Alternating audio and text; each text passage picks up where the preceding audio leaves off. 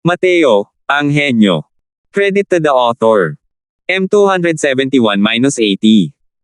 Ang mga pangalan po na nandito ay galing sa mga name generator. Kung meron man pagkakatulad sa mga pangalan ng tao o lugar at pangyayari, ito ay tunay na hindi sinasadya. Mahigit 2 oras nang nakatayo ang 2 taong ito sa plataporma. Sino nga ba ang may kalamangan ngayon? Hindi ko maintindihan. Mula pa noong una ay wala nang buhay ang ekspresyon ni Mateo at tila kontrolado siya ni Senior Apprentice Sister Mildred. Pero hindi pa nadedesisyonan kung sino ang mananalo hanggang ngayon. Madilim ang ekspresyon sa mukha ni Senior Apprentice Sister Mildred at mukhang pinaghirapan niya ng husto. Hindi ko lang maintindihan kung ano ba talaga ang nangyayari. Nakakabagot ang ganitong laban. Hindi natin makita kung paano sila mag-away. Nagtitigan lang silang dalawa, mahigit 2 oras na silang nagtitigan. Ang tunggalian sa mga ilusyon ay minsan mas mapanganib pa kaysa sa labanan sa pagitan ng mga martial artist. Gamit ang iyong maliit na lakas, kapag nahulog ka sa ilusyon ni Senior Apprentice Sister Mildred, kaya kanyang gawing tanga sa isang iglap lang. Nako, ang pinakahihintay na labanan na inaabangan ng lahat ay naging nakakabagot na ngayon. Isang galaw lang ang ginawa ng 2 tao mula simula hanggang ngayon, pagkatapos ay nahulog sila sa sitwasyon kung saan nagtitigan lang sila. Ayos lang sana kung magtitigan lang sila. Kung si Mateo ay mapabagsak ni Mildred, dapat ay magpakita siya ng lahat ng uri ng pangit na pag-uugali. O kung ang ilusyon ni Mildred ay walang nagawa kay Mateo at sa halip ay nakamit niya ang tagumpay. Maaaring tanggapin ng lahat ang 2 uri ng resultang ito. Ngunit ang 2 ay kailangang nasa isang hindi pagkakasundo sa buong oras. Bukod pa rito, ang mga kondisyon ng 2 ay lubhang kakaiba, na nag-iiwan sa lahat ng hindi alam kung sino ang may kalamangan hanggang ngayon. Biglang umungol si Mildred sa plataporma at nang hihina ay bumagsak sa lupa. Nagliwanag din muli ang mga mata ni Mateo sa oras na ito. Pinagsalikop niya ang mga kamay kay Mildred at nakangiting sinabi, "Mildred. Senior, salamat." Sinadya ni Mateo na pahabain ang intonasyon sa pagbigkas ng Mildred para maging kakaiba ang dating nito kapag narinig. Ang puwersa ng kaluluwa ni Mildred ay labis na naubos sa kasalukuyan at wala ng lakas para lumaban muli. Inangat niya ang kanyang ulo at tiningnan ang nakangiting si Mateo na puno ng hiya at galit. Ngayon lang, sa loob ng mundo ng ilusyon, ginugol niya ang buong buhay niya kasama si Mateo at tumulong pa sa pagpapalaganap ng lahi nito. Ito ay sadyang walang kapantay na kahihiyan at kahihiyan. Pagkatapos ng kahihiyan at galit, ang puot sa puso ni Mildred ay lumaki ng husto, ang kanyang mga titig nang tumingin kay Mateo ay napuno ng hanggaring pumatay. Kahit na sa loob lamang ng mundo ng ilusyon, ang ganitong uri ng pakiramdam ng kanyang kadalisayan ay nadungisan pa rin na parang anino. Hindi kailanman inakala ni Mildred na ang malabog na ito ay mayroon ding ganitong kataas na kakayahan sa larangan ng ilusyon. Hindi pa rin niya maisip hanggang ngayon kung paano tahimik na nagpalitan ng papel ang magkabilang panig at kung paano rin siya hinaila ni Mateo papasok sa board. Hindi ka panipaniwala ang ganitong paraan. Kailangang malaman ng isa na ang mundo ng ilusyon na ito ay itinatag ni Mildred. Sa katunayan, kinuha ni Mateo ang ilusyonaryong kaharian na hindi niya namamalayan at dinala pa siya sa loob, na ginawa ng target na malayang maaaring manipulahin ng kabilang panig ayon sa gusto niya. Nagngingit-ngit si Mildred sa puot at hiniling na sana'y durugan niya ang mga buto ni Mateo at ikalat sa hangin. Mateo, binabalaan kita. Kung maglalakas loob kang magsalita tungkol sa mga bagay sa loob ng mundo ng ilusyon, papahangain kita na sana'y patay ka na. Nagbabala si Mildred. Sumagot si Mateo, "Haha, may sakit ako, hindi ko matiis ang matakot. Kapag tinakot mo ako, magsisimulang tumakbo ang bibig ko at sabihin sa mundo ang kahit ano." Mildred. Senior. Alam mo, nagbago ang mukha ni Mildred. Ang lakas ng loob mo na bantayin ako. Paano ko naman magagawang takutin si Mildred? Senior, kanina, malinaw na si Mildred. Senior ang nagbabanta sa akin. Sadyang hinigpitin muli ni Mateo ang intonasyon ng sali Mildred. Malapit nang bumagsak si Mildred. Malamig niyang sinabi, "Magsalita ka. Anong mga termino ang gusto mo? Binabalaan kita, huwag kang masyadong magsalita. Parang pula ka na gustong kumain ng karne ng sisni, huwag mo nang isipin yan." Ngumiti si Mateo at sinabing, "For her, hindi ako Polaka, at hindi ka rin Sisney. Gayunpaman. Ang lambot ng tenga ko, bakit hindi mo ako tawaging Kuya Mateo ng isang beses at buburahin ko ang bahaging ito ng mga alaala? Ano sa palagay mo? Si Kuya Mateo ang eksaktong terminong ginamit ni Mildred para tawagin si Mateo sa mundo ng ilusyon. Noong panahong iyon, ang dalawa ay hindi mapaghihiwalay na parang pandikit at Barnes, magkadikit, at sobrang dumidikit. Pero ang paghiling kay Mildred na sabihin ito, sa totoo lang, ay mas malala pa kaysa sa pagpatay sa kanya. Ang unang impresyon ni Mateo sa kanya ay isang malabog. Ngayong nakagawa na rin siya ng mga kalaswang bagay sa mundo ng ilusyon, hiniling ni Mildred na sana ay mapatay niya ito. Paano niya nagawang gamitin ang ganoong kalombing na paraan ng pagtawag? Ikaw. Mangarap ka pa. Hindi ka tumatawag. Kalimutan mo na yon, wala rin naman akong pakialam. Mamaya, hahanap ako ng mga makakausap. Naniniwala akong maraming tao ang gustong-gusto nang malaman kung ano ang nangyari sa entablado ngayon. Ikaw. Sige, ako. Tatawag ako. Nakikinig ako. Bibig. Kay kapatid. Mateo. Kahit na isa itong boses, ang boses ni Mildred ay parang ugong ng lamok. Anong sabi mo? Hindi ko narinig. Galit na galit si Mildred kaya't nanginig ang kanyang magandang katawan, ngunit wala siyang ibang nagawa kundi ang sumigaw, Kuya Mateo. Malakas ang boses sa pagkakataong ito. Pero, hindi naman talaga ganoon ang tunog. Ngumisi si Mateo at sinabing, hay nako. Kulang na ako sa ganitong pakiramdam. Hindi na ako makakaramdam ng kahit anong saya kapag naririnig ko yan. Isipin mo na lang na wala ka na. Tatahimik na lang ako. Nagkaroon lang ng kaunting kalokohan si Mateo at pinaglaruan si Mildred. Nasa iisang sekta naman sila. Hindi pwedeng sumobra si Mateo, kaya hayaan na lang natin.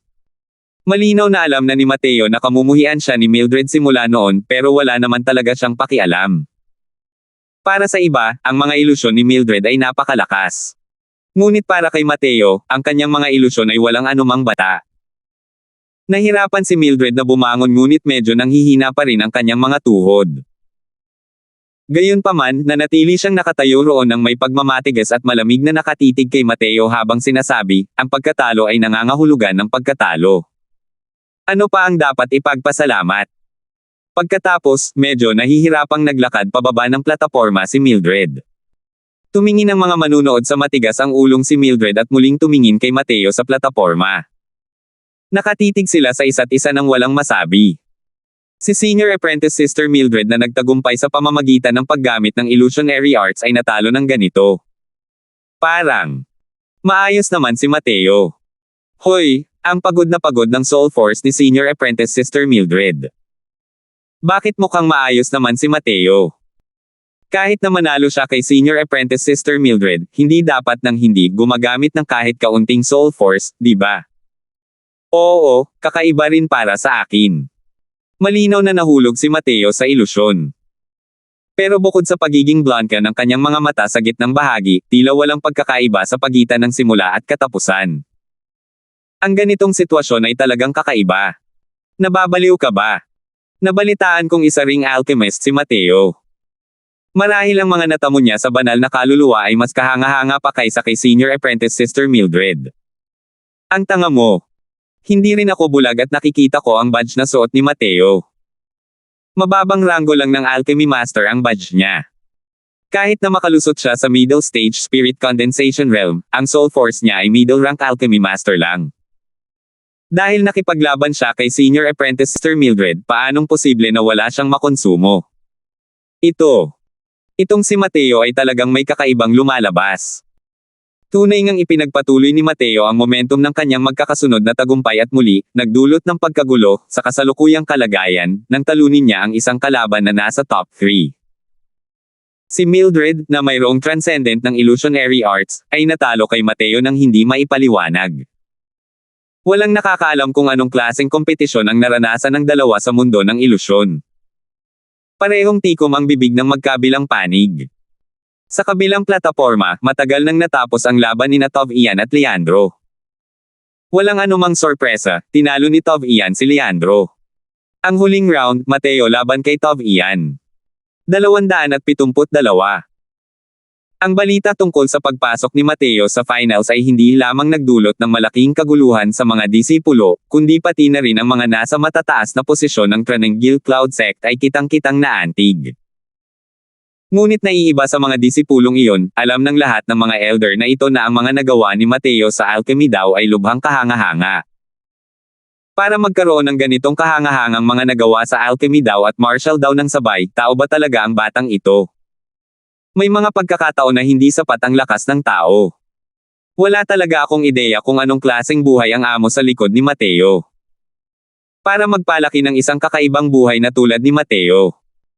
Kahit anong klaseng pag-iral siya, hindi iyon isang pag-iral na kayang pukawin ng ating Tranquil Cloud Sect. Pakiramdam ko, ang amo ni Mateo ay malamang na isa sa mga pinakadakilang nilalang sa walang hanggang mundo. Malamang naaakyat na ang Panginoong iyon sa banal na kaharian, kaya naman bigla siyang nabighani na maghanap ng disipulo na magmamana ng kanyang manta. Gayunpaman, sinimulan ng amo ang pagiging apprentice, ngunit ang kanilang kasanayan ay nakasalalay sa kanilang sariling pagsisikap. Para kay Mateo na magkaroon ng ganitong kahangahangang pag-unlad, hindi ito mapaghihiwalay sa kanyang sariling mapait na pagsisikap, singit ni Jack. Tumango si Queen Lee. Malinaw na ang kanyang paghatol ay halos kapareho ng kay Jack. Napakalinaw na ng pagkakakilanlan ni Mateo. Siya ay ipinanganak at lumaking mamamayan ng estado ng Novaria. Tanging ang pinakamalakas na iilang individual lamang sa walang hanggang mundo ang may kakayahang magturo sa isang henyo na tulad ni Mateo. Bukod pa rito, ang paraan ng pagtuturo ng Panginoong ito sa mga disipulo ay naiiba sa iba. Hindi niya isinama si Mateo. Itinuro lang niya rito ang lahat ng kakayahan nito, pagkatapos ay hinayaan niyang malayang gumala si Mateo. Siyempre, maaari rin na ang Panginoong iyon ay laging nagbabantay kay Mateo. Ngunit isang nilalang na, hanggat ayaw niyang matuklasan siya ng iba, hindi siya kailanman mahahanap ng ibang tao. Tama ang sinabi mo. Kahit ang mas kahangahangang talento ay kailangang paglaruan gamit ang sariling pagsisikap.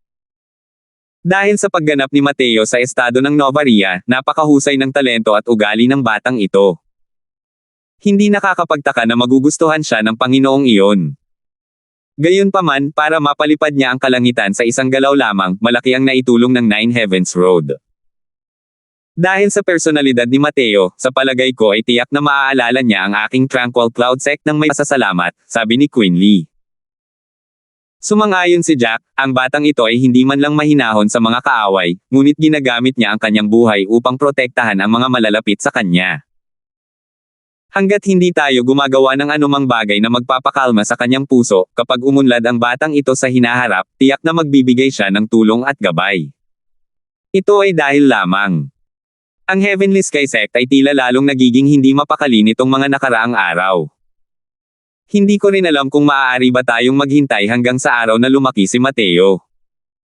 Nang banggitin ng Heavenly Sky Sect, bahagyang kumunot din ang noo ni Queen Lee, ang kanyang mga mata ay nagpapakita ng matinding kaba. Kung ikukumpara sa napakalawak na sakop ng Northern Domain, ang Southern Domain ay hindi maituturing na napakalawak. Bagamat marami ang mga sekta, sa kabuuan, pinamamahalaan sila ng 8 malalaking sekta. Ang Tranquil Cloud Sect ay isa sa 8 magagaling na sektang ito. Ang lakas lang ng Tranquil Cloud Sect ay halos nasa pinakamababang antas lamang sa 8 magagaling na sektang ito. Samantalang ang Heavenly Sky Sect na ito ang sekta na may pinakamalaking lakas sa 8 dakilang sekta. Dahil sila ang pinakamalakas, sila ay mayabang. Kilala sa Southern Domain ang lahat ng uri ng pagiging mapang-api ng Heavenly Sky Sect.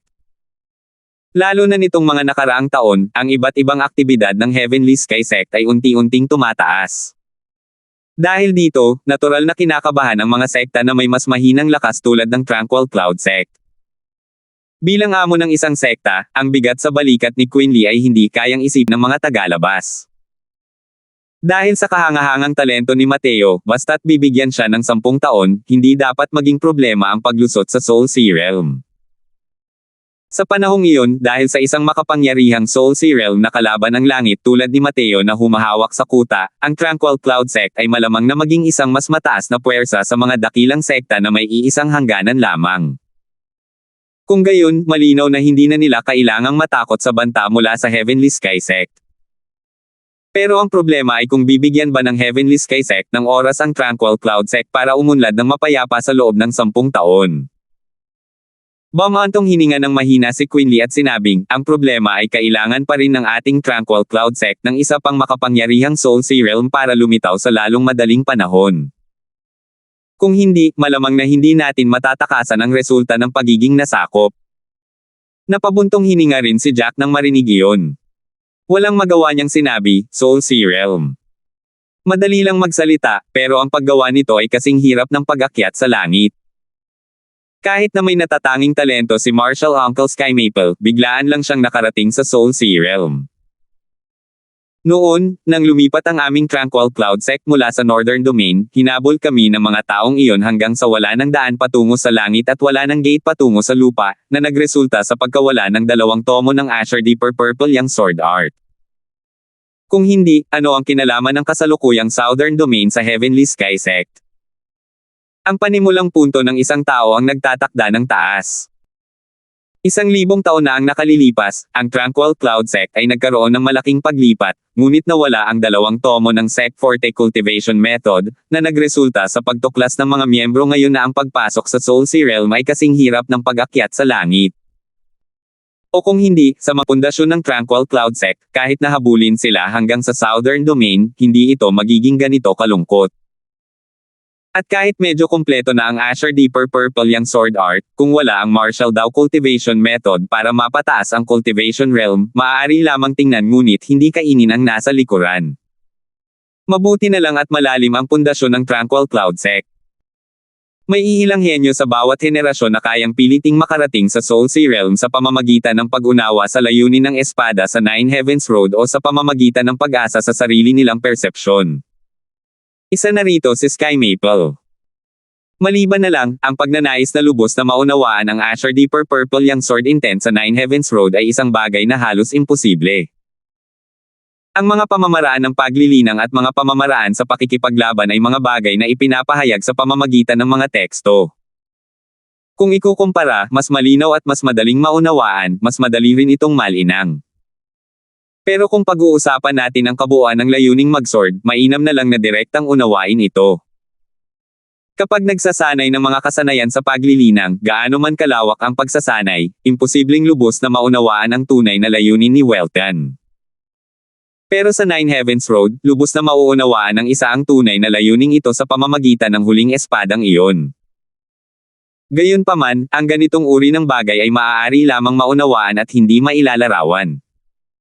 Kahit na lubos na naunawaan ni Mateo ang Azure Deeper Purple Young Sword Intent, walang paraan para mailarawan niya ito. Kung hindi, matagal nang dinukot ni na Jack at Quinley si Mateo at pilitin itong isulat ang Azure Deeper Purple Young Sword Art mula sa memorya araw-araw. Ang bawat henerasyon ay magagawa lamang ang kanilang makakaya. Sa hanay ng mga batang ito, talagang marami ang magagaling na pawnla. Hanggat sila ay lumaki, ang ating Tranquil Cloud Sect ay tiyak na muling babangon. At ang kailangan nating gawin, ang mga matatandang ito, ay bigyan sila ng kapaligirang maaari nilang lumaki. Sabi ni Quinley. Tumanggaw si Jack at sinabing, "Talaga." Muling dama po ang tingin ni Quinley sa plataporma sa malayo at nagtanong, ano sa palagay mo ang laban ni Tov Ian at Mateo? Habang pabalik sa isipan ang malaking kompetisyon, mas nakaramdam din ng ginhawa si Jack. Ngumiti siya at sinabing, si Tov Ian ay hindi talaga isang taong hahayaang patayin siya ng iba. Kahit na ang pinakamalakas niyang sword daw ay maisara, hindi siya maghahalukip-kip at maghihintay na mamatay. Tumanggaw si Quinley at sinabing, may mabait na apo si Marshall Uncle Sky Maple. Ang bilis ng pag-unlad niya nitong 2 taon ay isang bagay na pakiramdam ko ay mas mababa pa ako. Mukhang mas higit pa sa akin ang mga bagay na naunawaan niya sa Nine Heavens Road noon. Kung gayon ang ibig mong sabihin ay, mas pinapaborin mo si Tov Ian. Noong bata pa siya, si Quinley ang nangungunang henyo sa Tranquil Cloud Sect noon, halos kapareho ng kasalukuyang Tov Ian at Woody. Ngunit kitang-kita sa mga mata ni Quinley ang pag-unlad ni Tov Ian. Kung ikukumpara sa kanyang sarili noong mga panahong iyon, medyo nahihiya si Quinley sa kanyang sariling kahinaan. Umiling si Jack at sinabing, hindi. Sa kabilang banda, sa tingin ko mas may potensyal si Mateo. Oh, bakit ganoon? Sa pagkakaintindi ko kay Tov Ian, dapat ay mayroon pa ring ibang baraha ang batang ito. Pero ngumiti si Jack at sinabing, napakasimple. Si Mateo, ang batang ito, ay hindi masusukat gamit ang sentido komon. 273. Hindi pa nagsisimula ang laban, ngunit napapalibutan na ang plataporma hanggang sa kahit tubig ay hindi na makadaan. Sa plataporma, nagmumuni-muni si Tov Ian sa lupa, isang mahabang espada ang nakalagay ng paalang sa kanyang mga nakakross na binti. Sok-sok! Ito ang unang pagkakataon na nakita kong seryoso ang senior apprentice brother Tov Ian sa isang laban. Dumating talaga siya sa pinangyarihan isang oras na mas maaga. Hindi na dapat ipagtaka. Ang layunin ni Mateo na mag-espada ay napakalakas. Sa palagay ko ay kaya nitong pigilan ng lubusan si senior apprentice brother Tov Ian. Masyadong nakakapigil ang ganoong laban. Kahit ayaw itong seryosohin ni senior apprentice brother Tov Ian, hinding-hindi ito gagawin. Ang layunin ni senior apprentice brother Tov Ian na gumamit ng espada ay higit pa sa ating inaasahan. Palagi ko siyang hinahabol. Hindi ko inakalang tatalo ng isang Mateo sa pagkakataong ito. Matapos kong makita ang kanyang layunin na gumamit ng espada, pakiramdam ko ay wala ng pag-asa sa buhay na ito. Totoo naman yan. Ang lakas ng espada ni Mateo ay kayang-kaya talagang mawala ng pag-asa ang mga tao. Hindi ko talaga alam kung paano plano ni senior apprentice brother Tov Ian na harapin ang hangarin ni Mateo na gumamit ng espada. Sa totoo lang, umaasa pa rin ako na mananalo si senior apprentice brother Tov Ian. Tutal, siya ang pinuno naming mga core disciples. Hindi gumala ang isip ni Tov Ian. Naupo siya ng isang oras sa plataporma. Hindi naman sa sinasadya ni Tov Ian na palihiman ang mga bagay-bagay, kundi dahil seryoso talaga siya sa laban na ito. Sa simula, para lang itong pagkakaroon ng isang junior na may napakalaking kapangyarihan, pero hindi niya inakala na sa isang kisap mata, siya ay naging isang makapangyarihang kalaban. Lalo na ang mga sinabi ni Mateo noon ay lubos na nakaantig sa puso ni Tov Ian. Alam ng bawat martial artist ang kahalagahan ng pagtahak sa sarili nilang landas. Ngunit ito ay isang napakalubak at mahirap na daan. Hindi marami ang nangangahas na tahakin ito. Mula sa pagsilang, ang mga tao ay nagsimulang manggopya. Ang pagsasalita at paglalakad ay ganoon lang talaga. Pareho lang ang landas ng pakikipaglaban. Mula sa paggaya sa landas ng ibang tao hanggang sa pagtahak sa sarili mong landas. Ngunit ang naiiba sa landas ng pakikipaglaban ay ang napakahirap tahakin ang sariling landas. Isang pagkakamali lang ay masasayang ang oras na magpapaantala sa oras ng paglilinang. Sa ganitong paraan, mas malaki ang nadagdag kaysa sa natalo. Maliban na lang, ang potensyal ng isang tao ay mabilis na mauubos kung hindi niya tatahakin ang sarili niyang landas. Kung gayon, ang kanilang cultivation realm sa buhay na ito ay titigil din doon. Ito ay isang opsyonal tanong, ngunit hindi lahat ng martial artist ay nang-ahas na gumawa ng desisyong ito. Kung pipiliin ni Tov Ian na tahakin ang sarili niyang landas, kapag walang pag-unlad sa loob ng ilang taon, lahat ng kalamangang taglay niya ngayon ay mawawala. Siyempre, kung gagawa siya ng sarili niyang daan, mas malayo pa ang lalakarin niya sa hinaharap kaysa sa nilakarin niya ngayon. Gusto ni Tov Ian na pumili sa pamamagitan ng laban na ito. Kahit napanood na niya ang ilan sa mga laban ni Mateo, para tunay na maranasan ang lakas ni Mateo, natural lang na hindi ito kasing realistic ng personal na pakikipaglaban sa kanya. Gusto niyang makita kung anong baitang ang narating ni Mateo. Dumating na si Mateo. Biglang may sumigaw mula sa karamihan. Automatikong nagbukas ng daan ang mga tao para makapasok si Mateo. Habang nakatingin kay Tov Ian na kasalukuyang nagmumuni-muni sa entablado, natigilan din si Mateo. Iminulat din ni Tov Ian ang kanyang mga mata sa oras na ito at tumingin kay Mateo habang mahinahong sinabi, "Alam kong nalampasan mo na ang Nine Heavens Road sa Essence Tree Realm, at inakala kong magiging malakas kang kaaway ko sa kalaunan. Hindi ko lang akalain na darating ang araw na ito ng ganito kabilis." Pero hindi direktang sumagot si Mateo. Sa halip nagtanong siya, nakarating na ba si senior apprentice brother Tov Ian noon pa? Tumanggaw si Tov Ian at sinabing, 1 oras na. Napakahalaga sa akin ang labanang ito. Gusto kong mahanap ang sarili kong daw. Sabi ni Mateo, nasa puso ang daw.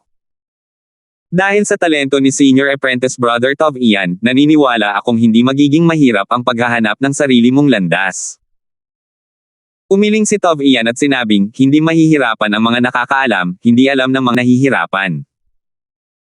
Maaaring napakadali lang nito para sa iyo, pero hindi lahat ay may lakas ng loob na gawin ito. Matagal nang nagkatawang tao si Mateo at halos nakapag-adjust na sa buhay sa lower realms.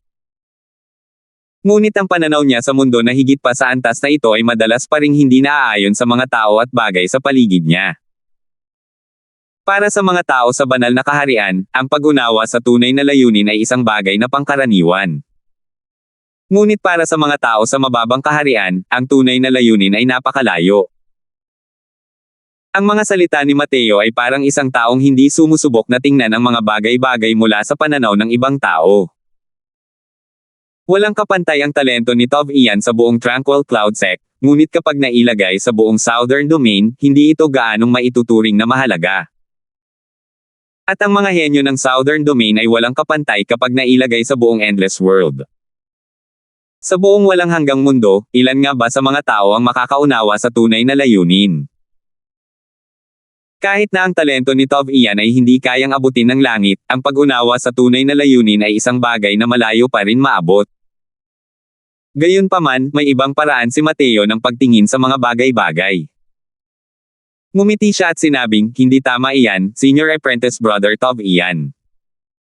Sa tingin ko, para kay Senior Apprentice Brother Tov Ian, ang kasabihang ang mga nahihirapan ay hindi alam ay hindi umiiral. Dapat mong sabihin na naglalaro ka. Gaya ng kasabihan, mas nakikita ng mga manunood ang laro kaysa sa mga manlalaro. Paano malalaman ni Senior Apprentice Brother Tov Ian na hindi mo magagawa kung hindi ka tatalon palabas ng chessboard? Nagbago ang ekspresyon ng mukha ni Tov Ian nang marinig niya iyon. Matapos makipag-usap kay Mateo noong nakaraang araw, pinag-iisipan ni Tov Ian ang kanyang sarili nitong 2 buong araw. Ngunit ang mga sinabi ni Mateo kanina ay tumatak sa kaibuturan ng kanyang puso. Nagpatuloy si Mateo, ang paglilinang ay kalaban ng langit. Kung walang pusong walang takot, imposibleng maglakad ng malayo. Kung wala kang lakas ng loob na tumalon palabas ng chessboard, ang mga nagawa mo sa buhay na ito ay limitado lamang dito. Nanginig ang katawan ni Tov Ian nang marinig niya ito. Ang kalagayan ng pag-iisip na inayos niya sa loob ng 1 oras ay agad na nabasag ng mga salita ni Mateo. Alam niyang tama ang mga sinabi ni Mateo. Ngunit ang pagnanais na gawin ang hakbang na ito ay talagang nangangailangan ng napakalaking lakas ng loob. Bakit kaya naunawaan ni Terry ang pangunahing anyo ng tunay na layunin? Ito ay dahil naramdaman niya ang walang takot na katapangan mula kay Mateo at itinapon ang lahat bago niya matagpuan ang sarili niyang landas. Kung hindi, si Terry ay isa lamang ibon sa loob ng hola, walang kaalam-alam sa hitsura ng kalangitan sa labas. Matapos manahimik ng matagal, hinawakan ni Tov Ian ang kanyang espada at tumayo, sabay sabing, kung ganoon nga, hayaan mong makita ko ang iyong daw. Nakangiting sabi ni Mateo, pakiusap, payuhan mo ako. Hindi agad umatake si Tov Ian, ngunit muling ibinoka ang kanyang bibig upang sabihin, isang espada lang ang ilalabas ko. Mateo, tingnan ko kung gaano kalakas ang iyong sword daw. Nang matapos siya, biglang nagbago ang aura ni Tov Ian, na para bang ang buong pagkatao niya ay naging isang matalas na espada. Hawak ni Tov Ian ang kanyang espada sa harap ng kanyang dibdib at gumuhit ng isang kabilugan ng buwan. Pagkatapos, itinigil niya ang momentum ng kanyang espada. Ang kabilugan ng buwan ay naglaho, naging 4 na guhit ng kulay asul na chi ng espada, na sumusugod patungo kay Mateo. Maliwanag na buwan sa itaas. Sa totoo lang, ito ay maliwanag na buwan sa itaas. Ang bilis ng pag-unlad ni Senior Apprentice Brother Tov Ian sa kalahating taon na ito ay talagang nakakapangilabot. Ang luminous moon high above ay isang napakalakas na martial technique mula sa 3 patong ng Asher Deeper Purple Yang Sword Art. Kahit ang mga disipulo ng Crystal Formation Realm ay maaaring hindi maintindihan ang galaw na ito. Si Senior Apprentice Brother Tov Ian ay nasa half-step Crystal Formation Realm pa lamang, ngunit sa totoo lang ay naiintindihan na niya ang galaw na ito. Nakakatakot talaga ang talentong to. Kung hindi lilito si Mateo, tiyak na magiging isang mabigat na kalaban siya para kay Senior Apprentice Brother Woody. Ang totoo niyan. Epektibo ba ang galaw na ito laban kay Mateo? Matapos ilabas ang Azure Deeper Purple yang Sword Art gamit ang apat na sinag ng Sword Chi, ang pag-unawa ni Tov Ian sa Sword Intent ay umabot na sa napakataas na antas. Maliwanag na buwan sa kaitaasan, ang galaw na ito ay lubhang mahirap intindihin. Kahit sa mga piling disipulo na nag-aaral ng espada, napakaliit na bilang lamang ang makakaintindi nito. Para maunawaan ni Tov Ian ang galaw na ito sa Half-Step Crystal Formation Realm, ang kanyang talento ay malinaw sa isang sulyap. Masyado lang mahina ang galaw na ito kay Mateo. Ang Mateo na nakahawak sa Azure Deeper Purple yang True Intent ay halos hindi tinatabla ng ganitong mga galaw. Para lamang makita siyang gumawa ng isang casual na hiwa, apat na sinag ng espadang Chi ang parehong tumama, at talagang nauna itong umabot kahit na pinakawalan kalaunan, na pumatay sa apat na guhit ng espadang Chi ni Tov Ian. Bumantong hininga si Tov Ian nang makita ang sitwasyon at agad na itinapon ang espadang hawak niya. 274. Hinding-hindi. Tinalikuran talaga ni Senior Apprentice Brother Tov Ian ang espada niya. Ang lahat ng kakayahan ni Senior Apprentice Brother Tov Ian ay nakasalalay sa kanyang espada. Dahil tinalikuran niya ang espada, maaari kayang pagtanggap na lang ito ng pagkatalo. Hay nako! Isang martial technique na kasing taas ng Luminous Moon High Above ang napatay ni Mateo sa oras na kailangan para makapagtaas ng kamay. Ano pa ba ang dapat lalabanan? Mabuti na lang at si Senior Apprentice Brother Tov Ian ito. Kung ibang tao lang yan, malamang wala silang lakas ng loob na gamitin ang kanilang espada sa harap ni Mateo. Nang makitang itinapon ni Tov Ian ang kanyang espada, nagdulot ito ng matinding kaguluhan sa mga tao. Ang isang gumagamit ng espada na iniwan ang kanyang espada ay walang alinlangang nababali ang isang braso. Ang aksyon ni Tov Ian sa oras na ito ay nagpaisip sa lahat na aamin na siyang matatalo. Sa totoo lang, marami na ang nakahula na sa eksenang ito. Ang intensyon ni Mateo na gumamit ng espada ay talagang napakalakas. Isa itong napakalaking bundok na hindi maaabot. Nakatitig si Mateo kay Tov Ian, ngunit naging seryoso ang ekspresyon nito. Hindi talaga ito pagtanggap ni Tov Ian. Sa kabaligtaran, tiyak na mayroon siyang ibang mga baraha. Dahil ang kasalukuyang ekspresyon sa mga mata ni Tov Ian ay hindi malabo na parang isang bigo. Sa halip, ito ay umaapaw sa sigla at diwa, parang pakiramdam ng pag-aalab sa kasab-ikan na sumubok. Tunay nga, napakalaki ng pagkakaiba sa pagitan natin pagdating sa sword daw. Noong una, akala ko ang elementarya lang na anyo ng tunay na intensyon ang nauunawaan mo. Ngayon, tila lubos mo nang naunawaan ang Azure Deeper Purple yang True Intent. Nang lumabas ang mga salita ni Tov Ian, nagdulot ito ng isa na namang malaking kaguluhan sa mga tao. Si Woody, na laging kalmado, ay bahagyang natigilan at sinabing, hindi nakakapagtaka na napakalakas ni Mateo. Lumalabas na lubos na niyang naunawaan ang layunin ng Azure Deeper Purple yang sword. Mukhang naunawaan niya ito sa Nine Heavens Road. Sa libo-libong taon lamang mula nang maitatag ang ating Tranquil Cloud Sect, kakaunti lamang ang mga taong lubos na nakakaunawa sa tunay na layunin na iniwan ng Forefather. At ang mga taong ito ay pawang mga miyembro noong panahon ng Northern Domain. Sa nakalipas na ilang libong taon, wala ni isa ang nakakaunawa nito ng buo. Tunay na kahanga-hanga ang Mateo na ito. Si Wilson na nasa tabi niya ay matagal nang nagulat at bumantong hininga, tunay na layunin. Mateo, naunawaan niya talaga ang tunay na layunin. Iyan ang tunay na layunin. Paano ito madaling mauunawaan ng mga tao? Ito. Ang kalaban ko ay isang taong nakaunawa sa tunay na layunin. Sinulyapan siya ni Woody at inalo. Little Wilson, ito ang pagkakataon para sa iyo.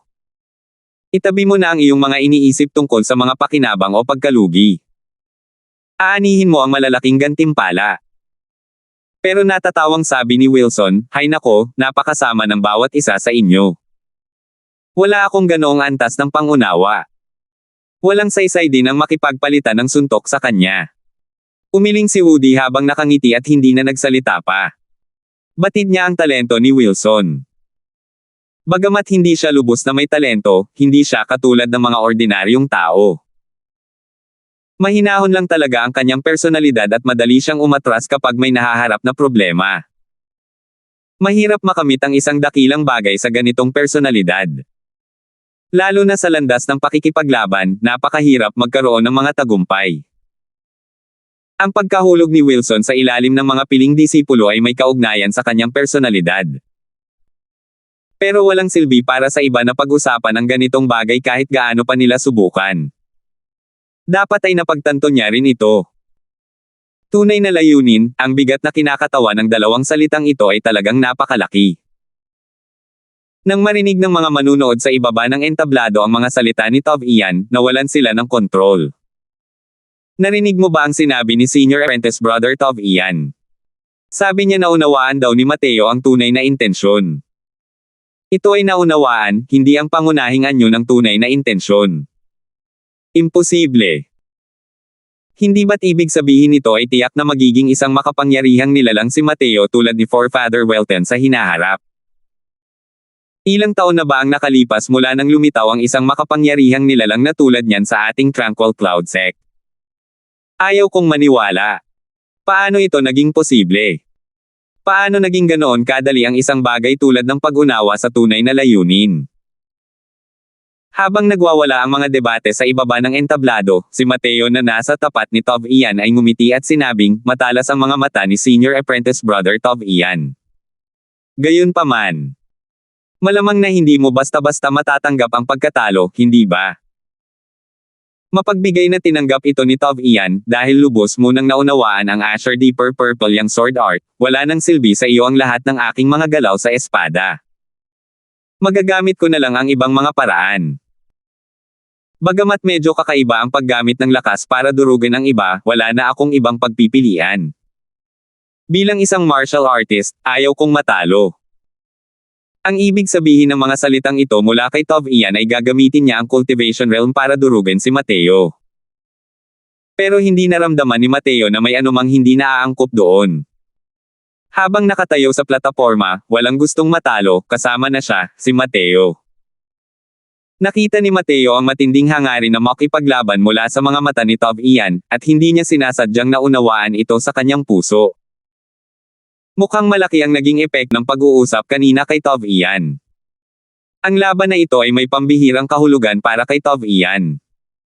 Ngumiti si Mateo at sinabing, saan ito nanggaling, Senior Apprentice Brother Tov Ian? Ang cultivation realm ay bahagi talaga ng lakas ng isang tao. Paano ito nagiging panalo sa pamamagitan ng hindi tradisyonal na paraan? Pero natatakot ako na hindi magiging ganoon kadali para sa Senior Apprentice Brother na makuha ako. Tumawa ng malakas si Senior Apprentice Brother at sinabing, kung ganoon nga, malalaman natin pagkatapos ng kompetisyon. Pakiusap, Senior Apprentice Brother. Gumawa si Mateo ng isang mapang-akit na kilos. Tumanggaw si Tov Ian at inilabas ang kanyang buong aura. Ang aura na kabilang sa isang half-step crystal formation realm ay naipakita ng buo. Mag-ingat ka, Junior Apprentice Brother Crosswell. Papunta na ako. Daliri ng apoy na apoy. Hindi pa nga tapos magsalita si Tov Ian nang maglaho na ang buong pagkatao niya mula sa kinaroroonan niya. Nanliit ang mga mata ni Mateo. Isang matinding panganib ang bumalot. Gamit ang kanyang paningin, isang malabong anino lamang ni Tov Ian ang nakita niya. Wala nang natitirang oras para mag-isip, direktang ginamit ni Mateo ang kanyang espada at sinaksak ang figurang iyon. Para lamang makarinig ng isang tunog ng ding, ang Kanghua sword na hindi pa kailanman nabigo noon ay nadulas na sa kanyang kamay. Gumuhit ng isang arko ang espada ng Kanghua sa ere at sinaksak ito sa lupa sa labas ng plataporma kasabay ng isang kalabog. Pero hindi na binigyan ni Tov Ian si Mateo ng oras para mamangha. Kasabay ng isang pagliko, isa na namang daliri ang sumugod. Kung titingnan ang tindig ni Tov Ian, para talaga itong makipagbuno kay Mateo ng malapitan. Hindi nang ahas si Mateo na magpaliban. Ipinakita niya ang Spirit Void Shattering Space sa limitasyon nito, halos hindi niya naiwasan ang ataking ito. Gayunpaman, simula pa lamang ito. Sinalakay ng Fire Cloud Finger ni Tov Ian si Mateo na parang isang nagngangalit na bagyo. Sandali, binalot ng panganib si Mateo. Matagal nang tahimik ang paligid sa ibaba ng entablado. Nang itapon ni Tov Ian ang kanyang espada, inakala nilang lahat na nakatakda na ang resulta ng labanang ito, ngunit hindi nila inaasahan na magbabago ng ganito kabilis ang sitwasyon. Ang spirit artifact ni Mateo ay natanggal sa daliri ni Tov Ian, at siya ay nahulog sa gitna ng isang krisis. Masyadong mabilis na bumaliktad ang takbo ng kwento. Matagal na hindi nakapag-react ang lahat. Ito. Anong nangyayari? Si Senior Apprentice Brother Tov Ian ba talaga yan? Ang Fire Cloud Finger ay isang tier 3 fire attribute martial technique. Hindi ko alam na ganito pala kalakas ang Senior Apprentice Brother Tov Ian pagdating sa konsepto ng apoy. Oo. Hindi pa kailanman gumamit si Senior Apprentice Brother Tov Ian ng mga fire attribute martial technique sa harap ng iba. Akala ng lahat ay espada lang ang alam niyang gamitin.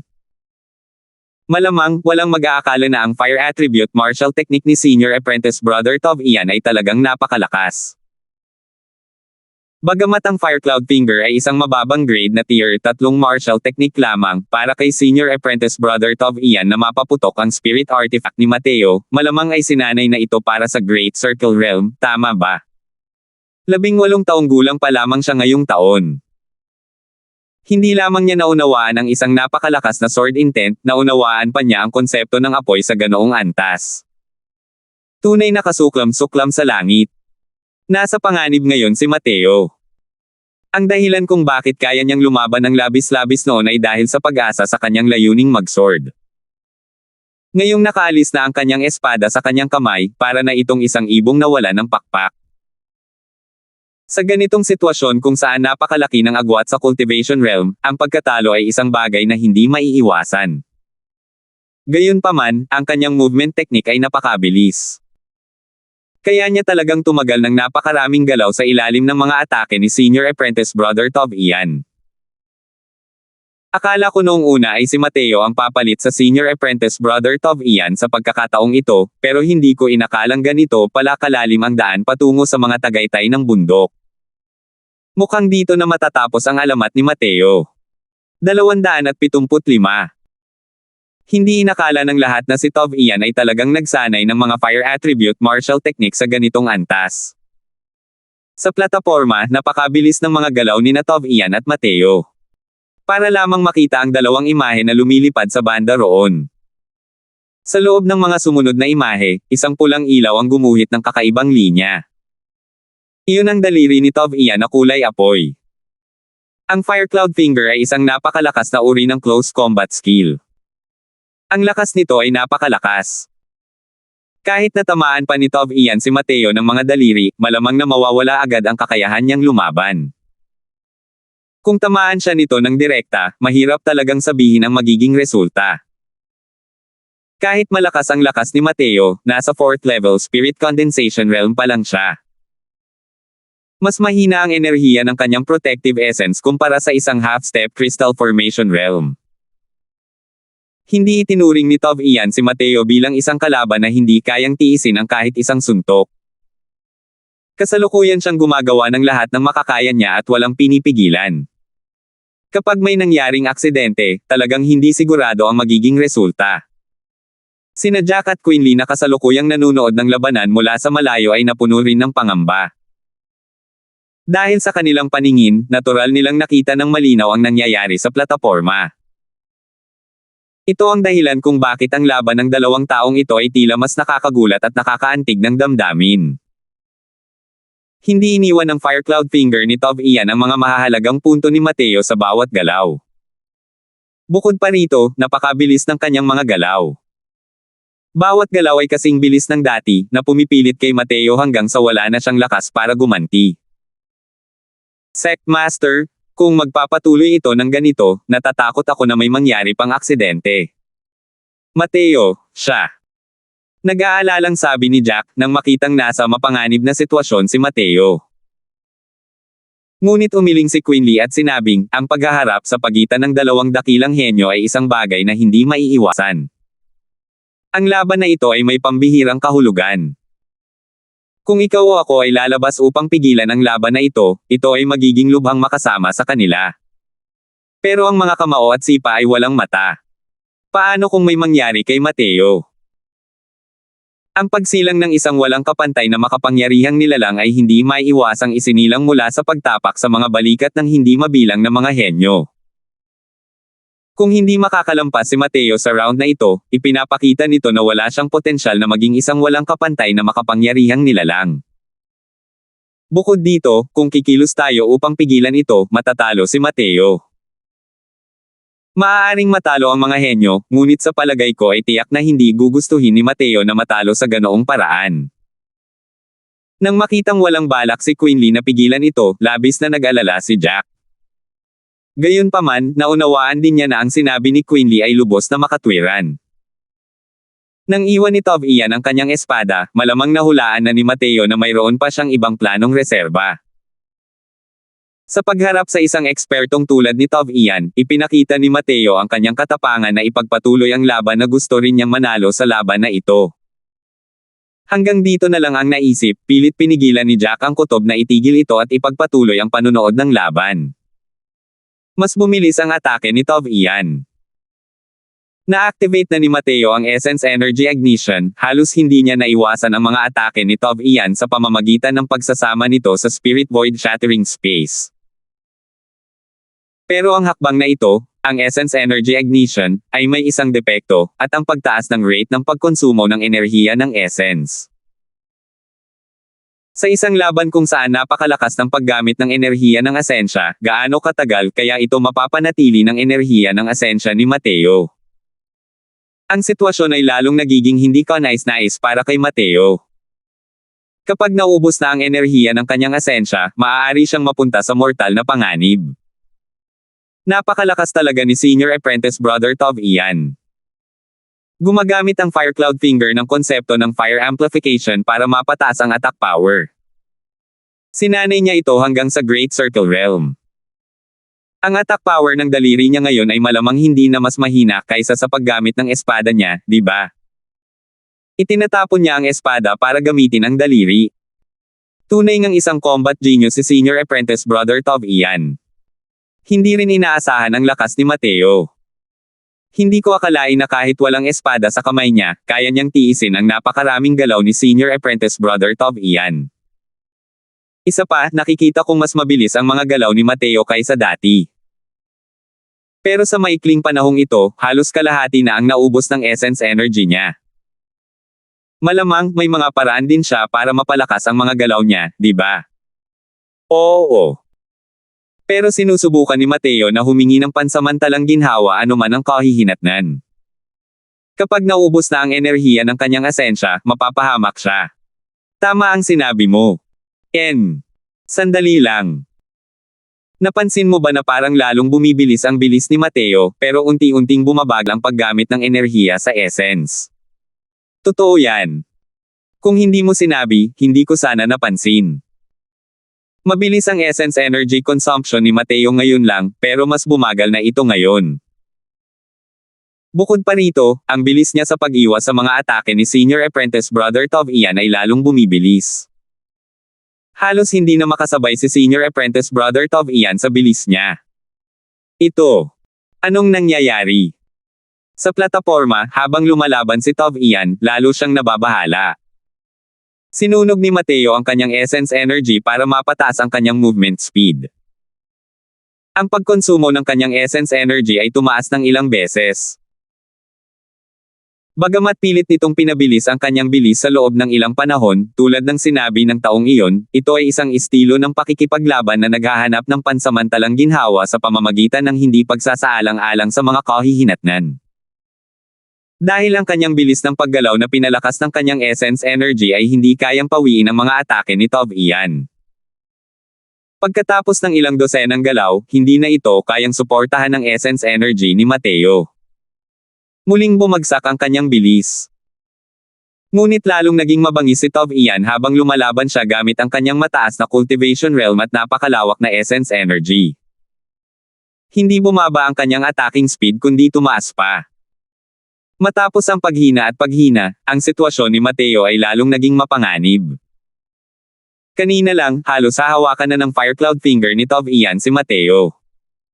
Yung maliit na huling bahagi lang. Pero sino ang nakakaalam kung bakit biglang bumilis muli ang galaw ni Mateo? Ngayon lang, malinaw na nasa limitasyon na ni Mateo ang kanyang kakayahan. Bakit parang ito na ang huling pag-agos ng enerhiya bago ito bumagsak? Papalapit ng papalapit ang daliri ni Tov Ian kay Mateo, at ang pag-iwas ni Mateo ay lalong naging relax, hindi na kasing hirap ng dati. Sa wakas, marahang tumapik ang dulo ng mga paa ni Mateo, at nakaiwas siya ng ilang dosenang talampakan ang layo, na naghiwalay sa pagitan niya at ni Tov Ian. Teknik sa pagmamaneho gamit ang espada. Walang kahit kaunting pag-aalinlangan, mahinang sumigaw si Mateo, at ang puwersa ng kaluluwa ay dumaloy palabas.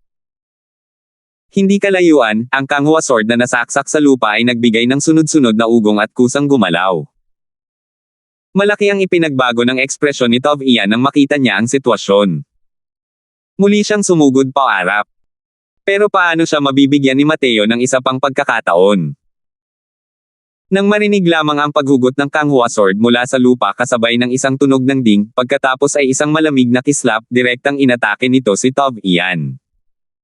Lumipad sa ere ang Kanghua sword. Ang bilis nito ay mas mabilis kaysa kay Tov Ian. Sa isang kisap mata lamang, ang Kanghua sword ay dumating na sa harap ni Tov Ian. Hindi na lamang nagawa ni Tov Ian na salakayin si Mateo at humarap para harapin si Kanghua sword. Napakaganda ng paningin ni Tov Ian. Muling tinapik ng kanyang daliri ang katawan ng espada, dahilan para mapatalsik ang Kanghua sword. Maliban na lang sa pagkakataong ito, ang Kanghua sword ay hindi lumapag sa lupa tulad ng dati. Sa halip, gumuhit ito ng isang arko sa ere at muling inatake si Tov Ian. Ganito lang, isang espada at isang tao ang talagang nagkabuhol-buhol.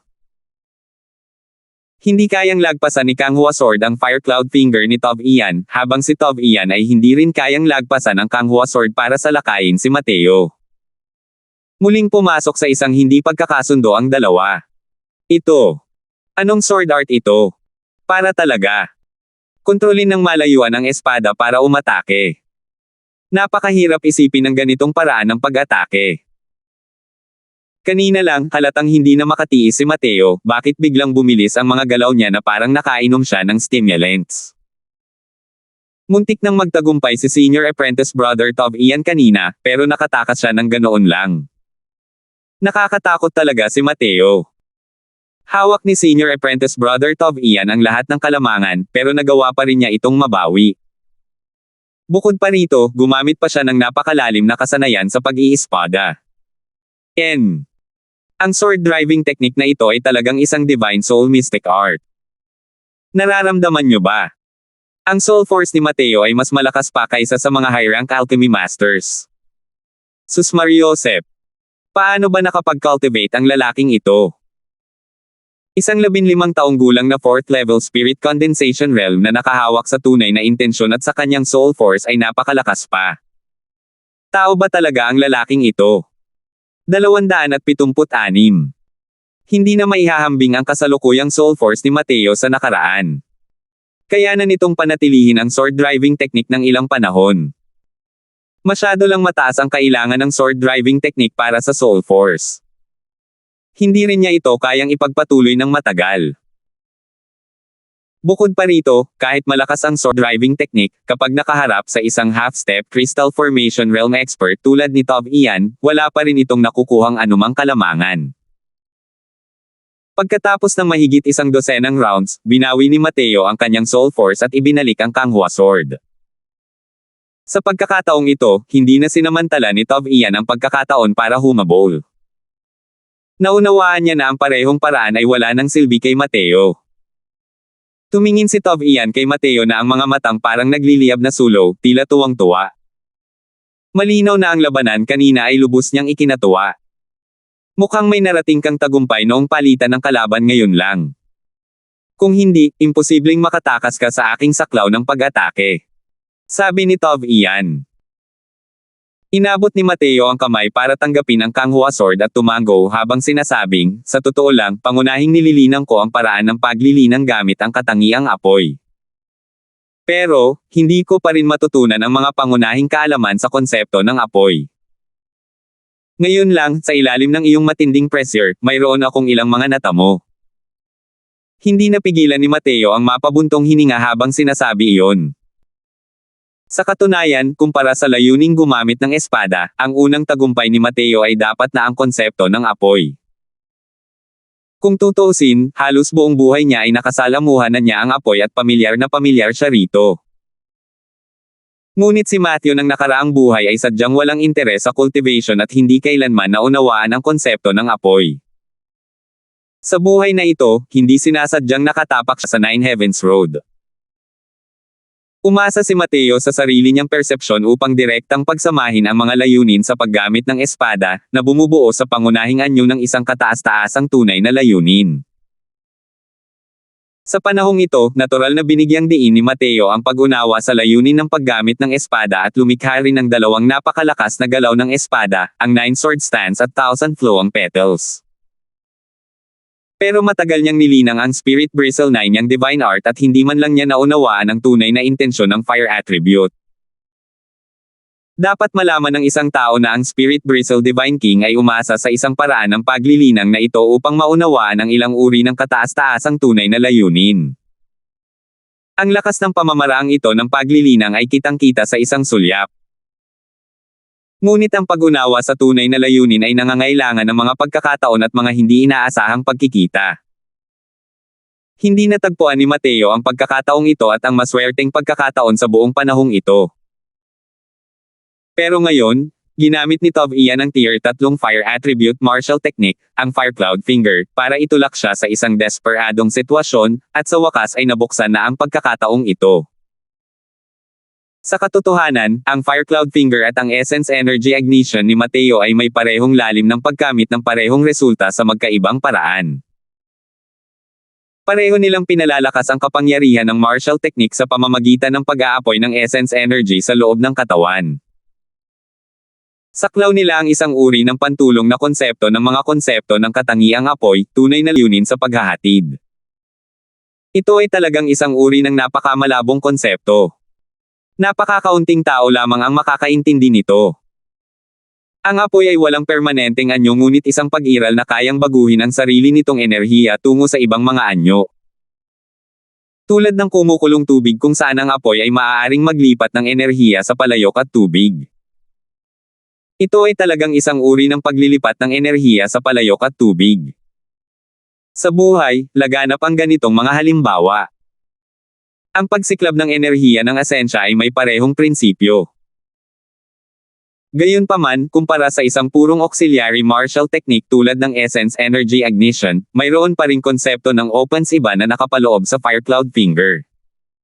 Kaya naman napakalakas ng kapangyarihan nito.